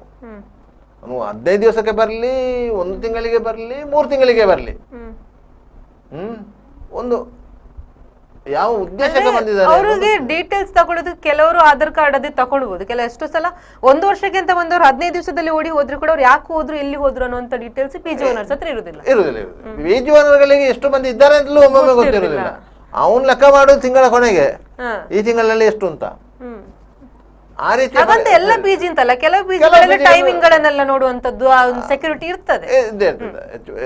ಹೆಚ್ಚಾಗಿ ನಿಮ್ಮ ಹೆಣ್ಮಕ್ಕಳಿರುವ PGಗಳಲ್ಲಿ ಸಾಮಾನ್ಯವಾಗಿ 8 ಗಂಟೆಯ ನಂತರ ಎಂಟ್ರಿ ಕೊಡುದಿಲ್ಲ, ಬೇರೆ ಹೊರಗಿನವರಿಗೆ ಎಂಟ್ರಿ ಕೊಡುದಿಲ್ಲ. ಹುಡುಗರ PGಯಲ್ಲಿ ಹುಡುಗರ PGಯಲ್ಲಿ ಅದು ಲಂಗಮು ಇರುವುದಿಲ್ಲ. ಯಾಕಂದ್ರೆ ಇವರಿಗೆ ಒಂದು ಹೆದರಿಕೆ ಇರ್ತದೆ, ನಾವೇನಾದ್ರೂ ಸ್ಟ್ರಿಕ್ಟ್ ಮಾಡಿದಾಗ PG ಬಿಟ್ಟು ಹೋದ್ರೆ ನಮ್ಗೆ ಒಂದು ಗಿರಾಕಿ ಕಡಿಮೆ ಆಯ್ತಲ್ಲ, ಇಂಥ ಸಮಸ್ಯೆಯು ಇದ್ದೇ ಇರ್ತದೆ. ಅದರಿಂದಾಗಿ ಅಂಥದ್ದು ಏನಾಗ್ತದೆ ಅಂತ ಹೇಳಿದ್ರೆ, ನೀವು ಹೊರಗಿನ ಪ್ರದೇಶದಿಂದ, ಹೊರಗಿನ ರಾಜ್ಯದಿಂದ ಬಂದು ನೀವು ಒಂದು ಗುಂಪಾಗಿ ಒಂದು ಕಡೆಯಲ್ಲಿ ಇದ್ದೀರಂತಾದ್ರೆ ಅವರು ಸ್ಥಳೀಯ ಪೊಲೀಸ್ ಠಾಣೆಗೆ ಮಾಹಿತಿಯನ್ನು ಕೊಡುವುದು ಕಡ್ಡಾಯ ಮಾಡಬೇಕು. ಇಲ್ಲ ಇದ್ರೆ ನಿಮ್ಮ ಏನಾದರೂ ಹೆಚ್ಚು ಕಡಿಮೆ ಆದರೆ ನಿಮ್ಮ ಮೇಲೆ ಕೇಸು ದಾಖಲು ಮಾಡ್ತೇವೆ ಅಂತೇಳಿ.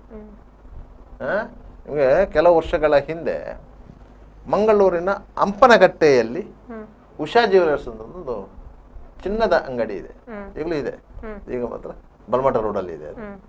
ಅದು ಇಲ್ಲಿ ಕ್ಯಾಥೋಲಿಕ್ ಕ್ಲಬ್ಬಿನ ಬಿಲ್ಡಿಂಗ್ ಇದೆಯಲ್ಲ, ಅದರ ಪಕ್ಕದ ಬಿಲ್ಡಿಂಗ್ ಅಲ್ಲಿ ಇತ್ತು. ಆಗ ಹಂಪನಕಟ್ಟೆ ಬಸ್ ಸ್ಟ್ಯಾಂಡು ಅಲ್ಲೇ ಇತ್ತು, ಹಂಪನಕಟ್ಟೆಯಲ್ಲಿ ಇತ್ತು.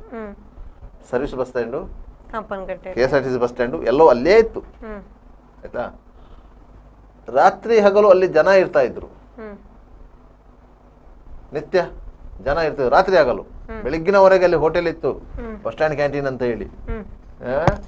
ಅಂತಹ ಪ್ರದೇಶದಲ್ಲಿದ್ದು ಉಷಾ ಜ್ಯುವೆಲರ್ಸ್ ಅಂತ ಅಪೋಚಾರ ಅಂತೇಳಿ ಅದರ ಮಾಲೀಕರು. ಬೆಳಿಗ್ಗೆ ಅವರು ಅಂಗಡಿ ಬಾಗಿಲು ತೆಗಿಲಿಕ್ಕೆ ಬರುವಾಗ ಲಾಕ್ ಕಟ್ ಆಗಿದೆ. ಹ್ಮ್. ಅವ್ರಿಗೆ ಗೊತ್ತಾಯ್ತು ಇದು ಕಳ್ತನ ಆಗಿದೆ. ಕಳ್ತನ ಆಗಿದೆ. ಪೊಲೀಸರಿಗೆ ಮಾಹಿತಿ ಕೊಟ್ಟು ಪೊಲೀಸರು ಬಂದರು, ನೋಡಿದರು. ನೋಡುವಾಗ ಬಂಗಾರದ ಆಭರಣಗಳು, ಚಿನ್ನಾಭರಣಗಳು ಹ್ಮ್. ಕಳವಾಗಿದ್ದವು. ಹ್ಮ್. ಎಲ್ಲವನ್ನು ಅವರು ಶೋಕೇಸಲ್ಲಿ ಇಟ್ಟಿದ್ರು. ಹ್ಮ್. ಅದರಲ್ಲಿ ಸೇಫ್ಟಿ ಲಾಕರಲ್ಲಿ ಇಟ್ಟಿರಲಿಲ್ಲ. ಹಾ, ಹೇಗಿತ್ತು ಹಾಗೆ ಇಟ್ಟು ಹೋಗಿದ್ದು. ಹಾಗೆ ಇಟ್ಟು ಹೋಗಿದ್ರು. ಯಾಕಂದ್ರೆ ಅಂತ ಪ್ಲೇಸಲ್ಲಿ ಕಳ್ತನ ಆಗ್ತಂದ್ರೆ ನೀವು ಕನಸು ಮನಸ್ಸಲ್ಲಿ ಎನಿಸಲಿಕ್ಕಿಲ್ಲ. ಒಂದು, ಎರಡನೇದು ಆ ಅಂಗಡಿಗೆ ವಾಚ್ಮ್ಯಾನ್ ಇತ್ತು. ಹ್ಮ್. ಹ್ಮ್. ಎರಡನೇದು ಅಂಗಡಿಗೆ ವಾಚ್ಮ್ಯಾನ್ ಇದ್ದ. ಇತ್ತು. ಅದರಿಂದಾಗಿ ಅವ್ರಿಗೆ ಅಂತ ಒಂದು ಕಲ್ಪನೆ ಇರಲಿಲ್ಲ ಕಳ್ತನ ಆಗಿ. ಎಲ್ಲರೂ ಎಣಿಸಿದ್ದು ಏನಂತ ಹೇಳಿದರೆ, ಇದು ಬೇಕಂತಲೇ ಅಂಗಡಿಯ ಓನರು ಒಂದು ಕಳವು ಆಗಿದೆ ಎನ್ನುವಂಥ ಒಂದು ಸೀನ್ ಕ್ರಿಯೇಟ್ ಮಾಡಿ ಒಂದು ಇನ್ಶೂರೆನ್ಸ್ ಕ್ಲೈಮ್ ಮಾಡಲಿಕ್ಕೆ ಅವಕಾಶ ಇದೆ ಅಂತ ಹೇಳಿ. ಯಾಕಂತ ಹೇಳಿದ್ರೆ ಈ ಚಿನ್ನಾಭರಣಗಳ ಮೇಲೆ ಒಂದು ಇನ್ಶೂರೆನ್ಸ್ ಮಾಡಿರ್ತಾರೆ. ಕಳವು, ದರೋಡೆ ಇಂಥದ್ದೆಲ್ಲ ಆಗುತ್ತೆ, ಒಂದು ಸೇಫ್ಟಿಗೆ ಇರಲಿ ಅಂತ ಹೇಳಿ ಒಂದು ಇನ್ಶೂರೆನ್ಸ್ ಮಾಡಿರ್ತಾರೆ. ಅದಕ್ಕೆ ಬೇಕಾಗಿ ಮಾಡಿರ್ಬೋದು ಅಂತ ಎಲ್ಲರೂ ಹೇಳಿದ್ರು. ಸ್ವತಃ ಪೊಲೀಸರು ಸಹ ಎನಿಸಿದ್ದ ಹಾಗೆ, ಪೊಲೀಸರು ಸಹ ಎನಿಸಿದ್ದ ಹಾಗೆ ಇಲ್ಲ ಇದೆ ಆ ರೀತಿ. ಮತ್ತು 2 ದಿವಸದಲ್ಲಿ ನಮಗೆ ಒಂದು ಲೆಟರ್ ಬಂತು. ಯಾರಿಗೆ? SP ಅವರಿಗೆ. ಮಂಗಳೂರಿನ ಇಂಥಲ್ಲಿ ಒಂದು ದರೋಡೆ ಕಳ್ಳತನ ಆಗಿತ್ತು. ಅದರಲ್ಲಿ ಉತ್ತರ ಪ್ರದೇಶದ ಗ್ಯಾಂಗ್ ಇನ್ವಾಲ್ವ್ ಆಗಿದೆ. ಆ ಗ್ಯಾಂಗಿನ ಎಲ್ಲ ಡೀಟೇಲ್ಸ್ಗಳು ಬೇಕಿದ್ದರೆ ನೀವು ಕೇರಳದ ಕೊಟ್ಟಾಯಂನ ಒಂದು ಪೊಲೀಸ್ ಸ್ಟೇಷನ್ ಅನ್ನು ಸಂಪರ್ಕ ಮಾಡಬಹುದು ಅಂತ ಹೇಳಿ ಲೆಟರ್ ಸ್ಟೇಷನ್ಗೆ ಬಂದಿರೋದು. ಸ್ಟೇಷನ್ಗೆ SP ಅವರಿಗೆ ಬಂದಿದ್ದು. ಆಯ್ತಾ? ಹಾಗೆ ಇಲ್ಲಿನ ಒಬ್ಬರು ಪೊಲೀಸ್ ಕಾನ್ಸ್ಟೇಬಲ್ ಕೊಟ್ಟಾಯಂಗೆ ಹೋದ್ರು ಅದರ ಡೀಟೇಲ್ ತರಲಿಕ್ಕೆ ಅಂತ ಹೇಳಿ. ಇಷ್ಟೊತ್ತಿಗೆ ಇದರಲ್ಲಿ ಇತ್ತಲ್ಲ, ಇದು ಕಾನ್ಪುರ ಗ್ಯಾಂಗ್ ಅಂತ ಹೇಳಿ ಈ ಲೆಟರಲ್ಲಿ. ಇಮಿಡಿಯೇಟು ಆಗಿನ ಬಂದರ್ ಸರ್ಕಲ್ ಇನ್ಸ್ಪೆಕ್ಟರ್ BN ಕುಶಾಲಪ್ಪ ಮತ್ತು ಅವರ ಒಂದು ಟೀಮ್ ಇಲ್ಲಿಂದ ಕಾನ್ಪುರಕ್ಕೆ ಹೋಯಿತು. ಯಾಕಂದರೆ ಕಾನ್ಪುರ ಪೊಲೀಸರಿಗೆ ಗೊತ್ತಿರ್ತದೆ ಗ್ಯಾಂಗ್ ಯಾವುದು ಅಂತೇಳಿ ಆಲ್ರೆಡಿ ಅಂತೇಳಿ. ಇವರು ಇಲ್ಲಿಂದ ಕಾನ್ಪುರಕ್ಕೆ ಹೋದರು. ಆಗ ಟ್ರೈನಲ್ಲಿ ಹೋಗುವಂಥದ್ದು. 1-3 ದಿವಸ ಟ್ರೈನಲ್ಲಿ ಹೋಗಬೇಕು. ಹೋದರು. ಹೋಗ ಅವರು ಅಲ್ಲಿಗೆ ಹೋಗಿ ರೀಚ್ ಆಗುವಾಗ ಮೊದಲೇ ಕೇರಳಕ್ಕೆ ಹೋಗಿದ್ದ ಪೊಲೀಸ್ ಕಾನ್ಸ್ಟೇಬಲ್ ಅಲ್ಲಿನ ಎಲ್ಲ ಡೀಟೇಲ್ ಇಟ್ಕೊಂಡು ಬಂದರು. ಅದು ಒಟ್ಟಿಗೆ ಅದು 12 ಮಂದಿಯ ಟೀಮು. ಅವರು ಇಂಡಿಯಾ ರಾಬರಿ ಥೆಫ್ಟ್ ಮಾಡ್ತಿದ್ದಂಥ ಒಂದು ಟೀಮು. ಆ ಡೀಟೇಲ್ ಇಟ್ಕೊಂಡು ನೋಡುವಾಗ ಅಷ್ಟೂ ಟೀಮು ಹಂಪನಗಟ್ಟೆಯ ಲಾಡ್ಜಿನಲ್ಲಿ 3 ದಿನಗಳಿಂದ ಬಾಡಿಗೆ ಮಾಡ್ಕೊಂಡು ಕೇಸರಾವ್ ರೋಡ್ನ ಲಾಡ್ಜಲ್ಲಿ ಬಾಡಿಗೆ ಮಾಡ್ಕೊಂಡು ವಸಂತ ಮಾಲ್ ಅಥವಾ ಗಣೇಶ್ ಮಾಲ್. ಆಯಿತಾ? ಮತ್ತು ಆ ಟೀಮನ್ನು ಮತ್ತು KV ಗಗನ್ದೀಪ್ ಅಂತೇಳಿ ಪುತ್ತೂರು ASP ಇದ್ದರು. ಅವರು ಫ್ಲೈಟಲ್ಲಿ ಡೆಲ್ಲಿಗೆ ಹೋಗಿ ಅಲ್ಲಿಂದ ಕಾನ್ಪುರಕ್ಕೆ ಹೋಗಿ ಅದರಲ್ಲಿ ಒಬ್ಬನನ್ನು ಹಿಡ್ಕೊಂಡು ಬರಲಿಕ್ಕೆ ಸಾಧ್ಯ ಆಯಿತು, ಭಗವತಿ ಪ್ರಸಾದ್ ಅಂತೇಳಿ. ಬೇರೆ ಯಾರನ್ನು ಅದರಲ್ಲಿ ಹಿಡ್ಕೊಂಡು ಬರಲಿಕ್ಕೆ ಸಾಧ್ಯ ಆಗಲಿಲ್ಲ. ರಿಕವರಿ ಮಾಡಲಿಕ್ಕೂ ಸಾಧ್ಯ ಆಗಲಿಲ್ಲ. ಯಾಕಂದರೆ ಇಲ್ಲಿನ ಪೊಲೀಸರು ರಿಕವರಿಗೆ ಅಂತ ಹೋದಾಗ ಅಲ್ಲಿ ಇಡೀ ಕಾನ್ಪುರದ ಎಲ್ಲ ಚಿನ್ನಾಭರಣ ವ್ಯಾಪಾರಿಗಳು ಬಂದ್ ಮಾಡಿ ಪ್ರೊಟೆಸ್ಟ್ ಎಲ್ಲ ಮಾಡಿದರು. ಆ ರೀತಿ ಆಯಿತು. ಅದೇ 10 ಮಂದಿಯ ಒಂದು ಟೀಮು ಹಂಪನಗಟ್ಟೆಯ ಒಂದು ಲಾಡ್ಜಲ್ಲಿ ಇದೆ ಅಂತ ಹೇಳಿ ಒಂದು ಮಾಹಿತಿ ಬಂದರ ಪೊಲೀಸ್ ಸ್ಟೇಷನ್ಗೆ ಇದ್ದಿದ್ದಿದೆ. ಅವರನ್ನು ಹೋಗಿ ಚೆಕ್ ಮಾಡ್ತಿದ್ರೆ ಅಂತ ಒಂದು ಥೆಫ್ಟ್ ಆಗಲಿಕ್ಕೆ ಸಾಧ್ಯನೇ ಇರಲಿಲ್ಲ. ಇದು ಪ್ರಿಕಾಷನರಿ ಮೆಜರ್. ನೀವು ಕಳ್ಳರನ್ನು ಕಳ್ಳತನ ಮಾಡಿದ ಮೇಲೆ ಹಿಡಿಯುವಂಥದ್ದಲ್ಲ. ಅದಕ್ಕಿಂತ ಮೊದಲು ಅವನನ್ನು ಗುರುತಿಸಬೇಕು. ಒಬ್ಬ ಕಳ್ಳ 1 ಗಂಟೆಯಲ್ಲಿ ಬಂದಿದ್ದಾನೆ ಅಂತ ಹೇಳಿದರೆ ನೀವು ಅವ ಕಳ್ಳತನ ಮಾಡುವ ಉದ್ದೇಶದಿಂದ ಬಂದಿದ್ದಾನೆ ಎನ್ನುವುದನ್ನೇ ಅರ್ಥ ಮಾಡಿಕೊಂಡು ಆತನನ್ನು ವಿಚಾರಣೆ ಮಾಡಬೇಕು. ಮತ್ತು ಅವನನ್ನು ಬಂಧಿಸಬೇಕಂತ ಹೇಳುವುದಲ್ಲ. ಬಂಧಿಸಲಿಕ್ಕೆ ನಿಮಗೆ ಡೀಟೇಲ್ಸ್ ತಗೊಳ್ಬೇಕು. ಅದರಿಂದಾಗಿ ಮತ್ತೆ ನಿಮ್ಮ ಪೊಲೀಸ್ ಸ್ಟೇಷನ್ ವ್ಯಾಪ್ತಿಯಲ್ಲಿ ಎಷ್ಟು ಮಂದಿ ಕಳ್ಳರಿದ್ದಾರೆ, ಎಷ್ಟು ಮಂದಿ ದರೋಡೆಗೋರರಿದ್ದಾರೆ, ಎಷ್ಟು ಮಂದಿ ಅಕ್ರಮವಾಗಿ ಧನ ಸಾಗಾಟ ಮಾಡುವವರಿದ್ದಾರೆ, ಬೇರೆ ಬೇರೆ ರೀತಿಯಲ್ಲಿ ವ್ಯವಹಾರ ಮಾಡುವವರು ಎಷ್ಟು ಮಂದಿ ಇದ್ದಾರೆ, ಇಂಥವ್ರದ್ದೆಲ್ಲ ಒಂದು ಲಿಸ್ಟ್ ಇರಬೇಕು. ನಿಮ್ಮಲ್ಲಿ MOB ಲಿಸ್ಟ್ ಇರ್ತದೆ, ಇಲ್ಲ ಅಂತ ನಾನು ಹೇಳೋದಿಲ್ಲ.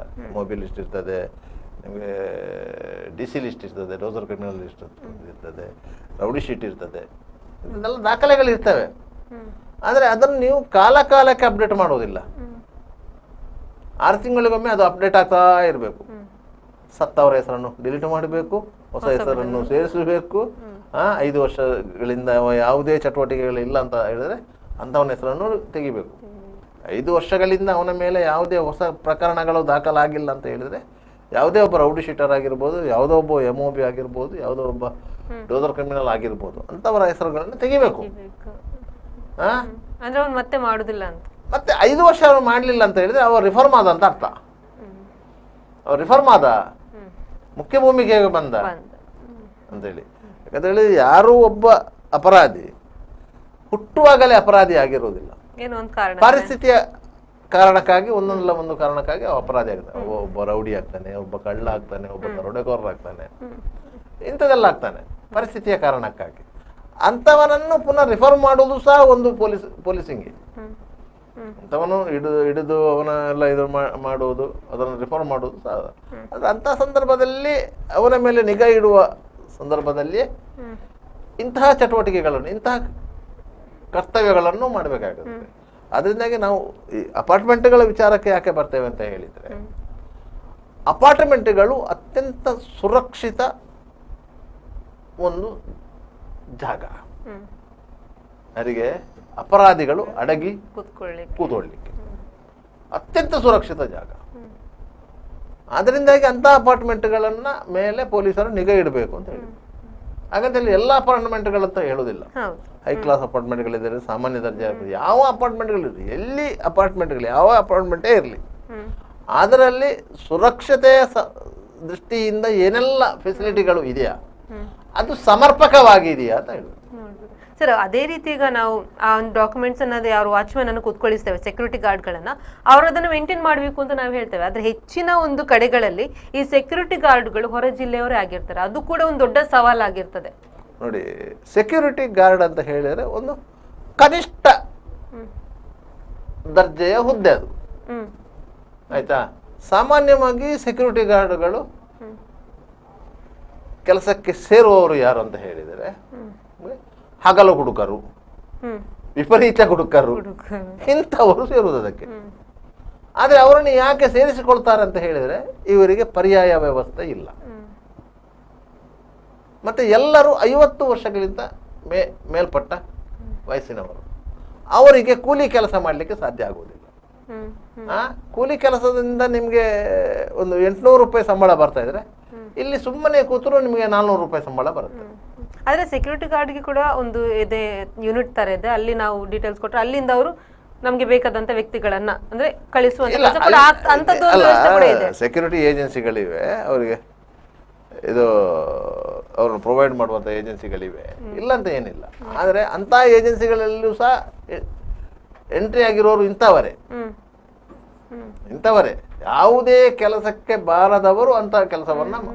ಕೆಲವೊಂದು ಕಡೆಯಲ್ಲಿ ಯಾರೊಬ್ರು ಬರ್ತಾರೆ, ನಮ್ ಕೆಲಸ ಬೇಕು ಅಂತ ಕೇಳ್ತಾರೆ, ಕಡಿಮೆ ಸಂಬಳಕ್ಕೆ ಕೂತ್ಕೊಳ್ತಾರೆ, ಅಂತವರನ್ನು ಕೂಡ ಸೆಕ್ಯೂರಿಟಿ ಗಾರ್ಡ್ ಅನ್ನ ಕೂತ್ಕೊಳಿಸುವಂತ. 4 ದಿವಸ ಅವ್ನು ಕೆಲಸ ಮಾಡ್ತಾನೆ ಮತ್ತೆ ಅವ್ನು ಹೋಗ್ತಾನೆ ಅನ್ನೋ ಅದು ಇರ್ತದೆ. ಆದ್ರೆ ಸೆಕ್ಯೂರಿಟಿ ಗಾರ್ಡ್ಗಳನ್ನು ನೇಮಿಸುವಾಗ ಕೆಲವೊಂದು ಸಂದರ್ಭಗಳಲ್ಲಿ ಏನಾದ್ರು ದೊಡ್ಡ ದೊಡ್ಡ ಅಪಾರ್ಟ್ಮೆಂಟ್ಗಳಲ್ಲಿ, ಹೈಫೈ ಅಪಾರ್ಟ್ಮೆಂಟ್ಗಳಲ್ಲಿ ಏನ್ ಮಾಡ್ತಾರೆ ಅಂತ ಹೇಳಿದ್ರೆ ರಿಟೈರ್ಡ್ ಆರ್ಮಿ ಆಫೀಸರ್ಗಳನ್ನು ಸೇರಿಸ್ತಾರೆ, ರಿಟೈರ್ಡ್ ಪೊಲೀಸ್ ಆಫೀಸರ್ಗಳನ್ನು ಸೇರಿಸ್ತಾರೆ.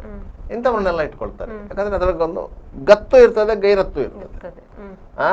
ಆ ಅಪಾರ್ಟ್ಮೆಂಟ್ನ ಎಲ್ಲ ಆಗು ಹೋಗುಗಳನ್ನು ಅವರು ಸೂಕ್ಷ್ಮವಾಗಿ ವಾಚ್ ಮಾಡ್ತಾ ಇರ್ತಾರೆ.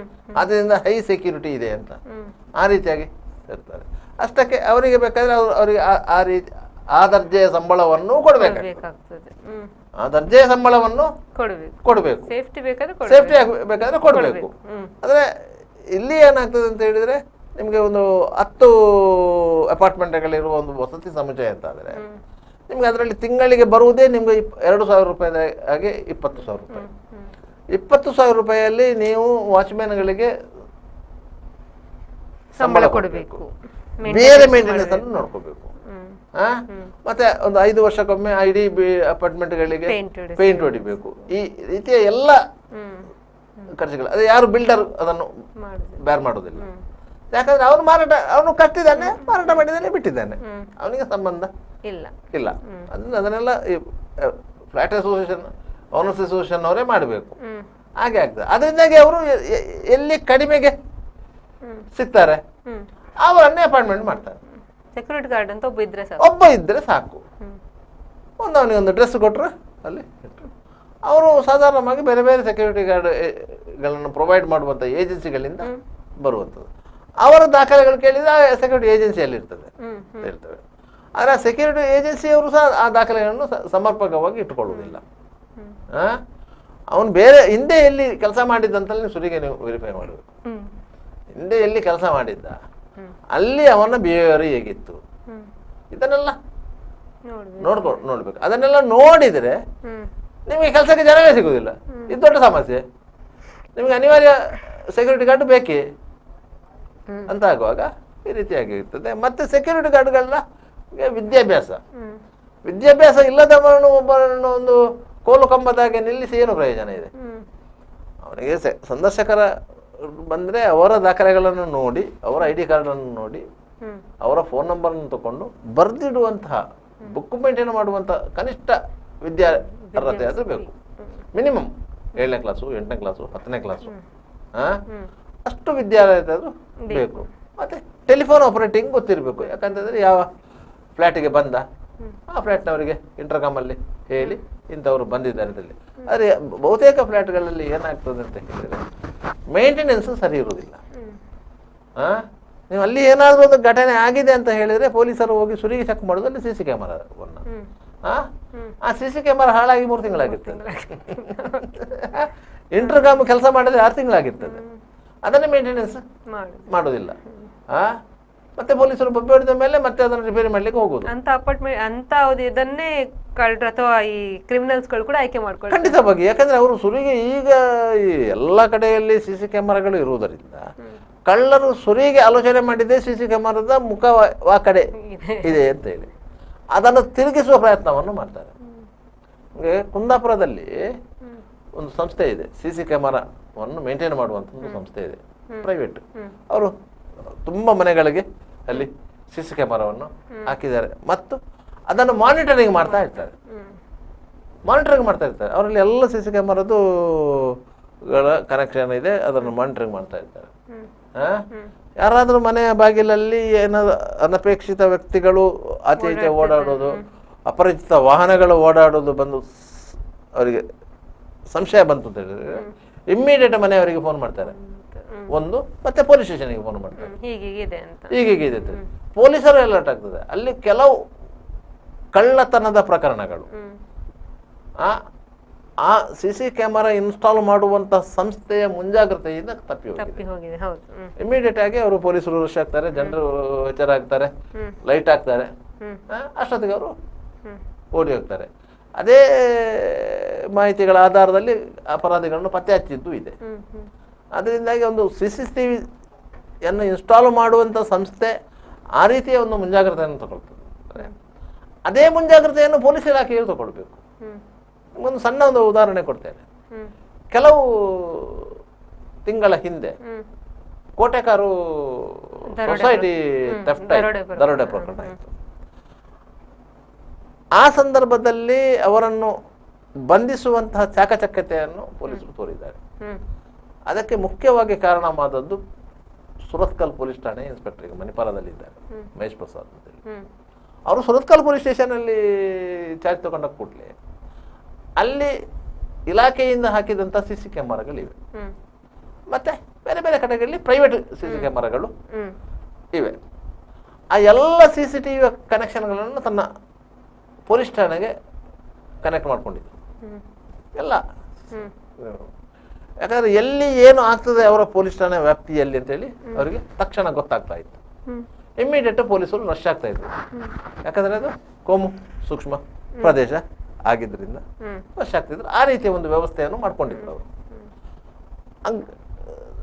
ದರೋಡೆಯಾದ ಸಂದರ್ಭದಲ್ಲಿ ಅವರಿಗೆ ಮಾಹಿತಿ ಸಿಕ್ಕಿತ್ತು. ಯಾಕಂದ್ರೆ ವೈರ್ಲೆಸ್ ಅಲ್ಲೆಲ್ಲ ವಿಚಾರ ಇದಾಗ್ತಲ್ಲ. ಆದ್ರಿಂದಾಗಿ ಆ ದರೋಡೆ ಮಾಡಿದವರು ಏನಾದ್ರು ಸುರತ್ಕಲ್ಲಲ್ಲಿ ಪಾಸ್ ಆಗ್ತಾರಾ ಅಂತ ಹೇಳಿ ಅವರು ನೋಡ್ತಾ ಕೂತಿದ್ರು. ಯಾಕಂದ್ರೆ ಅವರು ಹೊನ್ನಕಟ್ಟೆ ಜಂಕ್ಷನ್ ಅಲ್ಲಿ CCTVದು ಕನೆಕ್ಷನ್ ಇದೆ ಅವರಿಗೆ. ಆಚೆಯಿಂದ ಯಾಕಂದ್ರೆ ಈಚೆ ತಲಪಾಡಿಂದ ಹೋಗ್ಬೇಕಲ್ಲ, ಆ ಕಡೆಯಿಂದ ಹೋಗ್ತಾ ಇದ್ದಾರೆ ಅಂತೇಳಿ. ಆಗ ನೋಡುವಾಗ ಅವರಿಗೆ ಇಲ್ಲಿ ಘಟನೆ ಆದ್ದು 1 ಗಂಟೆ ಹೊತ್ತಿಗೆ, ಸುಮಾರು 11:30 ಗಂಟೆ ಮಧ್ಯಾಹ್ನ 11:30 ಗಂಟೆ ಹೊತ್ತಿಗೆ ಮುಂಬೈ ಕಡೆಯಿಂದ ಅಂದರೆ ಮುಕ್ಕ ಕಡೆಯಿಂದ ಒಂದು ಕಾರು ಬಂದಿತ್ತು. ಪೇಟೆ ಲಿನೆನ್ ಅಂತೇಳಿ ಕಂಪನಿ ಕಾರು ಬಂದಿತ್ತು. ಅದು ಸುರತ್ಕಲ್ ಮಾರಿಗುಡಿ ಹತ್ರ ಒಂದು ಗ್ಯಾರೇಜಿಗೆ ಹೋಗಿತ್ತು. ಹ್ಮ್ ಸ್ವಲ್ಪ ಹೊತ್ತಲ್ಲಿ ಗ್ಯಾರೇಜಿಂದ ಹೊರಗೆ ಬಂದಿತ್ತು. ಹ್ಮ್ ಹೊರಗೆ ಬಂದು ಸೀದಾ ಹೋಗಿತ್ತು. ನೋಡುವಾಗ ಮುಖದಿಂದ ಬರುವಾಗ ಅದರ ನಂಬರ್ ಪ್ಲೇಟ್ ಒಂದಿತ್ತು, ಹ್ಮ್ MH ರಿಜಿಸ್ಟ್ರೇಷನ್ ನಂಬರ್ ಪ್ಲೇಟ್ ಇತ್ತು. ಗ್ಯಾರೇಜಿಂದ ಹೊರಗೆ ಬರುವಾಗ ನಂಬರ್ ಪ್ಲೇಟ್ ಇರ್ಲಿಲ್ಲ. ನಂಬರ್ ಪ್ಲೇಟ್ ಇತ್ತು, K05 ಏನಾಯ್ತು, ಬೇರೆ ನಂಬರ್ ಪ್ಲೇಟ್, K05 ಕರ್ನಾಟಕ. ಅದಕ್ಕಿಂತ ಮೊದಲು ಮಹಾರಾಷ್ಟ್ರ ನಂಬರ್ ಪ್ಲೇಟ್ ಚೇಂಜ್ ಆಗಿದೆ, ಚೇಂಜ್ ಆಗಿತ್ತು. ಇವ್ರಿಗೆ ತಕ್ಷಣ ಸಂಶಯ ಬಂತು, ಇದೇ ಕಾರ್ ಆಗಿರ್ಬೇಕು ಅಂತ ಹೇಳಿ. ಉಳ್ಳಾಲ ಪೊಲೀಸರು ಸಂಪರ್ಕ ಮಾಡಿದಾಗ ಅದು ಫಿಯಟ್ ಲಿನ ಕಾರ್ ಅಂತ ಆಯ್ತು. ಇದೇ ಕಾರು ಅದು ಆಗಿರ್ಬೋದು ಅಂತ ಹೇಳಿ ಆ ಕಾರಿನ ನಂಬರ್ ಪ್ಲೇಟ್ ಒರಿಜಿನಲ್ ಸಿಕ್ಕಿತ್ತಲ್ಲ ಇವರಿಗೆ. ಇವರು ನಂಬರ್ ಪ್ಲೇಟ್ ಅದರ ನಂಬರ್ ಅನ್ನು ಇದು ಮಾಡಿದ್ರು. ಇಮಿಡಿಯೇಟ್ ಅದನ್ನು ಅವರ ವ್ಯಾಪ್ ಅಲ್ಲಿ ನೋಡಿದ್ರು. ಅದು ನೋಡುವಾಗ ಮುಂಬೈ ಇದ್ದು ಅದರ RC ಓನರ್ದು ನಂಬರ್ ತಗೊಂಡ್ರು. RC ಓನರ್ಗೆ ಮಾತಾಡಿದ್ರು. RC ಓನರ್ಗೆ ಮಾತಾಡಿದಾಗ RC ಓನರ್ ಹೇಳಿದ್ರೆ ನಾನು 2 ದಿವಸದ ಹಿಂದೆ ಕಾರು ಮಾರಾಟ ಮಾಡಿದ್ದೇನೆ ಅಂತೇಳಿ. ಯಾರಿಗೆ ಮಾರಾಟ ಮಾಡಿದ್ರೆ ತೇವರಗಂಡಿ ಅಂತೇಳಿ ಒಬ್ಬನಿಗೆ ಮಾರಾಟ ಮಾಡಿದ್ರು. ಆ ಮಾರಾಟ ಮಾಡಿದಕ್ಕೆ ಅಗ್ರಿಮೆಂಟ್ ಇದೆ ಅಂತ ಹೇಳಿದ್ರು. ಅವ ಅಗ್ರಿಮೆಂಟ್ ಇದೆ ಅಂತ ಹೇಳಿದ್ರು. ಅಗ್ರಿಮೆಂಟ್ ಕಳಿಸು ಅಂತ ಹೇಳಿದ್ರು. ಅವ ಅಗ್ರಿಮೆಂಟ್ ಇವರಿಗೆ ವಾಟ್ಸಪ್ ಮಾಡಿದ. ಆ ಅಗ್ರಿಮೆಂಟ್ ಅಲ್ಲಿ ಶಶಿ ತೇವರಿದ್ದು ನಂಬರ್ ಸಿಕ್ತು, ಅವನ ಅಡ್ರೆಸ್ ಸಿಕ್ತು, ತಿರುನೆಲ್ಲಿದ್ದು. ಇಮಿಡಿಯೇಟ್ ಇವರು ತಿರುನೆಲ್ಲಿಗೆ ಹೋದ್ರು. ಇಂಟ್ಯಾಕ್ಟ್ ಆಗಿ ಅಲ್ಲಿ ಬಂಗಾರ ಎಲ್ಲ ಆರೋಪಿಗಳು ಎಲ್ಲ ಸಿಗ್ಲಿಕ್ಕೆ ಸಾಧ್ಯ ಆದದ್ದು ಅಂತ ಒಂದು CCTVಯ ಫೂಟೇಜ್ ಅನ್ನು ಗಮನಿಸ್ತಾ ಇದ್ರಿಂದ. ಇದರಲ್ಲಿ ಈಗ ಕೊನೆಯದಾಗಿ ಇಂಥ ಅಕ್ರಮ ಚಟುವಟಿಕೆಗಳಲ್ಲಿ ತೊಡಗಿದ್ದು ಪತ್ತೆ ಆದ್ರೆ ಆ ಓನರ್ಗಳಿಗೆ ಅಥವಾ ಆ ಮಾಲಕರಿಗೆ ಕೂಡ ಕ್ರಮ ಕೈಗೊಳ್ತೇನೆ ಅನ್ನುವಂಥದ್ದನ್ನ ಪೊಲೀಸ್ ಕಮಿಷನರ್ ಹೇಳಿದ್ದಾರೆ. ನೋಡಿ, ಅವ್ರಿಗೆ ಗೊತ್ತಿಲ್ಲದೇನಿರ್ಲಿ ಆದ್ರೆ ಅಂತದ್ದು ಚಟುವಟಿಕೆಗಳು ನಡೆಯುವುದಾಗೆ ನೋಡ್ಕೊಳ್ಬೇಕು ಅನ್ನೋ. ಪೊಲೀಸರೊಂದಿಗೆ ನಿಕಟವಾಗಿ ಸಂಪರ್ಕದಲ್ಲಿದ್ದು ಪೊಲೀಸರು ನೀಡಿದಂತ ಎಚ್ಚರಿಕೆಗಳನ್ನು ಪಾಲಿಸದೇ ಇದ್ದರೆ ಅಂತವರಿಗೆ ಪೊಲೀಸರು ಒಂದು ಪೊಲೀಸ್ ನೋಟಿಸ್ ಕೊಡಬೇಕು. ಸುರಿಯಿಗೆ ಕ್ರಮ ಕೈಗೊಳ್ಳುವುದು ನಂತರ. ನೀವು ಪೊಲೀಸ್ ನೋಟಿಸ್ ಕೊಟ್ಟರೆ ಅವರು ಹೆದರ್ತಾರೆ. ಯಾಕಂತ ಹೇಳಿದ್ರೆ ಕೆಲವರಿಗೆ ಅವರ ಅನುಕೂಲತೆಗಾಗಿ ಅವರ ಅಗತ್ಯಗೆ ಪೊಲೀಸ್ ವ್ಯವಸ್ಥೆ ಬೇಕು. ಅಂಥವರಿಗೆ ಪೊಲೀಸ್ ಅಂದರೆ ವ್ಯರ್ಜ ಇರ್ತದೆ. ನಮ್ಮ ಪೊಲೀಸರು, ನಾನು ಇಷ್ಟು ವರ್ಷದಲ್ಲಿ ನಾನು ಪೊಲೀಸ್ ಠಾಣೆಯ ಮೆಟ್ಲು ಹತ್ತಿಲ್ಲ, ಆದ್ರೆ ಪಾಸ್ಪೋರ್ಟ್ ವೆರಿಫಿಕೇಶನ್ ಹೋಗ್ಲಿಲ್ಲ, ಗೆಳೆಯರು ಹೋಗಿದ್ದಾರೆ. ಪೊಲೀಸ್ ಸ್ಟೇಷನ್ಗೆ ಹೋದ ಕ್ರಿಮಿನಲ್ ಅಂತ ಅಲ್ಲ. ಆದ್ರೆ ಕೆಲವರಿಗೆ ಆ ರೀತಿಯ ಒಂದು ಭಾವನೆ ಇರ್ತದೆ. ಅದರಿಂದ ಅಂತವರಿಗೆ ಪೊಲೀಸ್ ನೋಟಿಸ್ ಕೊಡಬೇಕು. ಮತ್ತೆ ಪೊಲೀಸ್ ಠಾಣೆಯಲ್ಲಿ ಅಂತ ಒಂದು ದಾಖಲೆಯನ್ನ ಸಿದ್ಧ ಮಾಡ್ಕೊಳ್ಬೇಕು, ಮಾಡಿ ಅದನ್ನು ಮಾನಿಟರ್ ಮಾಡಬೇಕು. ಸ್ಟೇಷನ್ ರೈಟರ್ ಇರ್ತಾರೆ, ಅವರಿಗೆ ಇಡೀ ಠಾಣೆಯ ಜವಾಬ್ದಾರಿ ಇರ್ತದೆ ಸ್ಟೇಷನ್ ರೈಟರ್ಗೆ. ಅದರ ಮೇಲೆ ಇದೊಂದು ಮತ್ತೊಂದು ಜವಾಬ್ದಾರಿ ಅಂತ. ಆದ್ರೆ ಅದನ್ನು ಮಾನಿಟರಿಂಗ್ ಮಾಡಬೇಕು ಪ್ರತಿ ವಾರ ಎಲ್ಲ ಪೊಲೀಸ್ ಸಿಬ್ಬಂದಿಗಳನ್ನ ಇಟ್ಟುಕೊಂಡು ರೋಲ್ ಕಾಲ್ ಮಾಡ್ತಾರೆ. ರೋಲ್ ಕಾಲ್ ಅಂದ್ರೆ ಬೇರೆ ಅರ್ಥ ಅಲ್ಲ, ಒಂದು ಅವರಿಗೆ ಆ ವಾರದ ಕರ್ತವ್ಯವನ್ನು ವಿಭಜಿಸಿ ಕೊಡುವಂಥದ್ದು ಮಾಡ್ತಾರೆ. ಆ ಸಂದರ್ಭದಲ್ಲಿ ಅದನ್ನೆಲ್ಲ ಪರಿಶೀಲನೆ ಮಾಡಬೇಕು ಠಾಣಾ ಇನ್ಸ್ಪೆಕ್ಟ್ರು. ಅದನ್ನು ಮಾಡಿದರೆ ಆ ರೀತಿಯಾಗಿಯೇ ಮುಂದುವರ್ಕೊಂಡು ಹೋದರೆ ಎಲ್ಲ ರೀತಿಯ ಕ್ರಿಮಿನಲ್ ಚಟುವಟಿಕೆಗಳಿಗೆ ನಿಯಂತ್ರಣ ಹೇರಲಿಕ್ಕೆ ಸಾಧ್ಯ ಆಗ್ತದೆ. ಯಾಕಂದರೆ ಯಾವತ್ತೂ ಕ್ರಿಮಿನಲ್ ಚಟುವಟಿಕೆಗಳನ್ನು ಸಂಪೂರ್ಣವಾಗಿ ನಿಲ್ಲಿಸಲಿಕ್ಕೆ ನಮ್ಮಿಂದ ಸಾಧ್ಯ ಆಗುವುದಿಲ್ಲ. ಆದರೆ ನಿಯಂತ್ರಣ ಹೇರಬಹುದು ಒಂದೊಂದು ಕ್ರಮಗಳು. ಮತ್ತೆ ಎಲ್ಲವೂ ಆದ ಮೇಲೆ ನಾವೇನು ಮಾಡಲಿಕ್ಕೆ ಆಗಲಿಲ್ಲ ಅಂತ ಹೇಳುವಂಥ ಪರಿಸ್ಥಿತಿ ಇಲ್ಲ. ಯಾಕಂತ ಹೇಳಿದ್ರೆ ಸಾರ್ವಜನಿಕರ ಆಸ್ತಿ ಪಾಸ್ತಿ ರಕ್ಷಣೆ ಪೊಲೀಸರದ್ದು. ಆದ್ದರಿಂದಾಗಿ ಆ ಪೊಲೀಸ್ ಇಲಾಖೆಯೊಟ್ಟಿಗೆ ಸಹಕರಿಸುವುದು ಸಾರ್ವಜನಿಕರದ್ದು ಜವಾಬ್ದಾರಿ. ಎಲ್ಲವನ್ನು ಮಾಡಬೇಕು. ಅದನ್ನೊಂದು ನಿಯಮಬದ್ಧವಾಗಿ ಶಿಸ್ತುಬದ್ಧವಾಗಿ ಮಾಡ್ಕೊಂಡು ಹೋಗ್ಬೇಕು.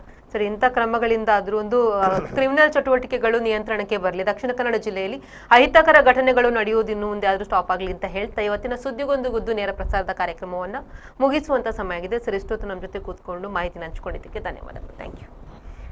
ನೋಡಿದ್ರಲ್ಲ, ಇದು ಇವತ್ತಿನ ಸುದ್ದಿಗೊಂದು ಗುದ್ದು ನೇರ ಪ್ರಸಾರದ ಕಾರ್ಯಕ್ರಮ. ಮುಂದಿನ ಕಾರ್ಯಕ್ರಮದಲ್ಲಿ ಮತ್ತೊಂದು ವಿಷಯಗಳ ಜೊತೆ ಭೇಟಿ ಆಗ್ತೀವಿ. ಅಲ್ಲಿವರೆಗೂ ನಿರಂತರ ಸುದ್ದಿ ಮತ್ತು ಮನರಂಜನೆಗಾಗಿ ನೋಡ್ತಾ ಇರಿ V4 news.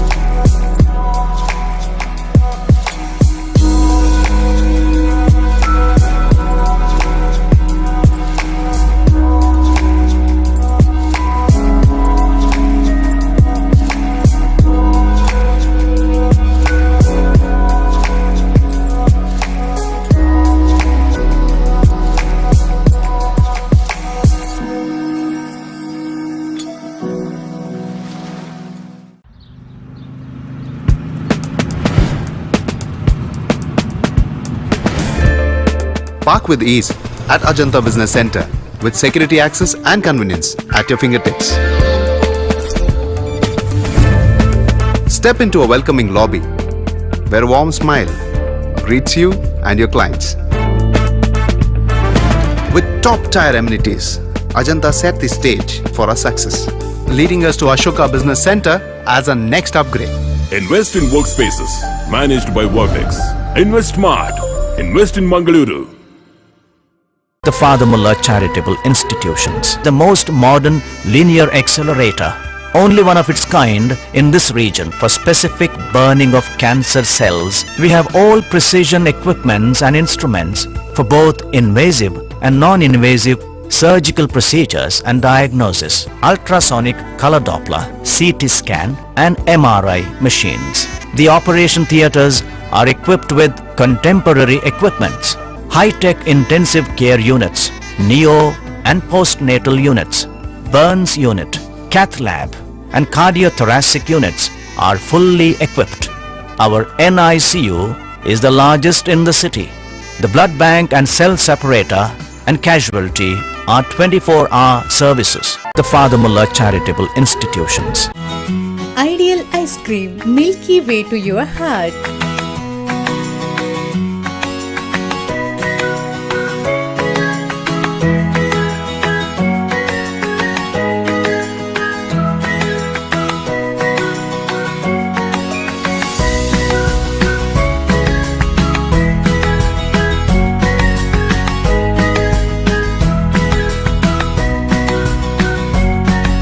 Embellished with a variety of fruits and flavored with rich crunch and chips, they treat your taste buds. Ideal ice cream.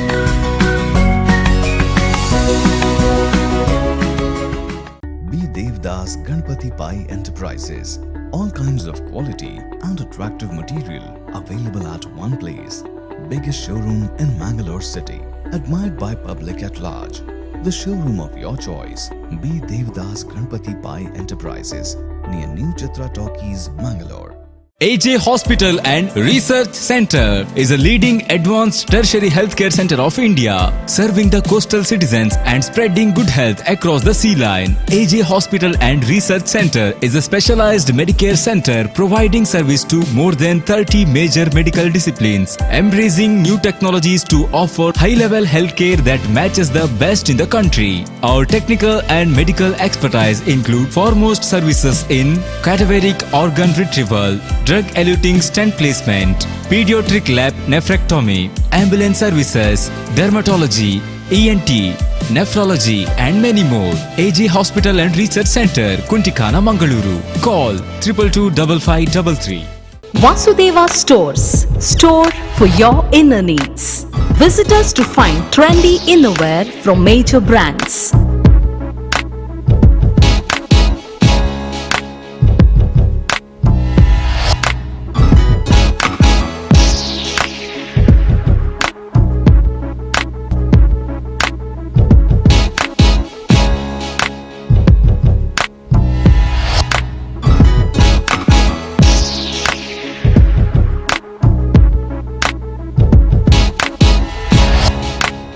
Visit Vasudeva Stores, ground floor, Ideal Towers near Sharavu Ganapati Temple, Mangaluru.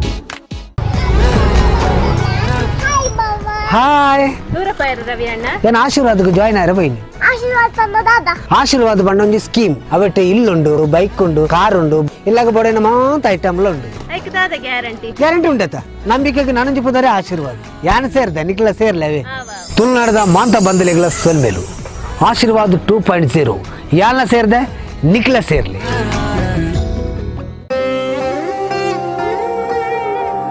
ಆಹಾ shining ಆದ್ರೆ ಏನೋ missing.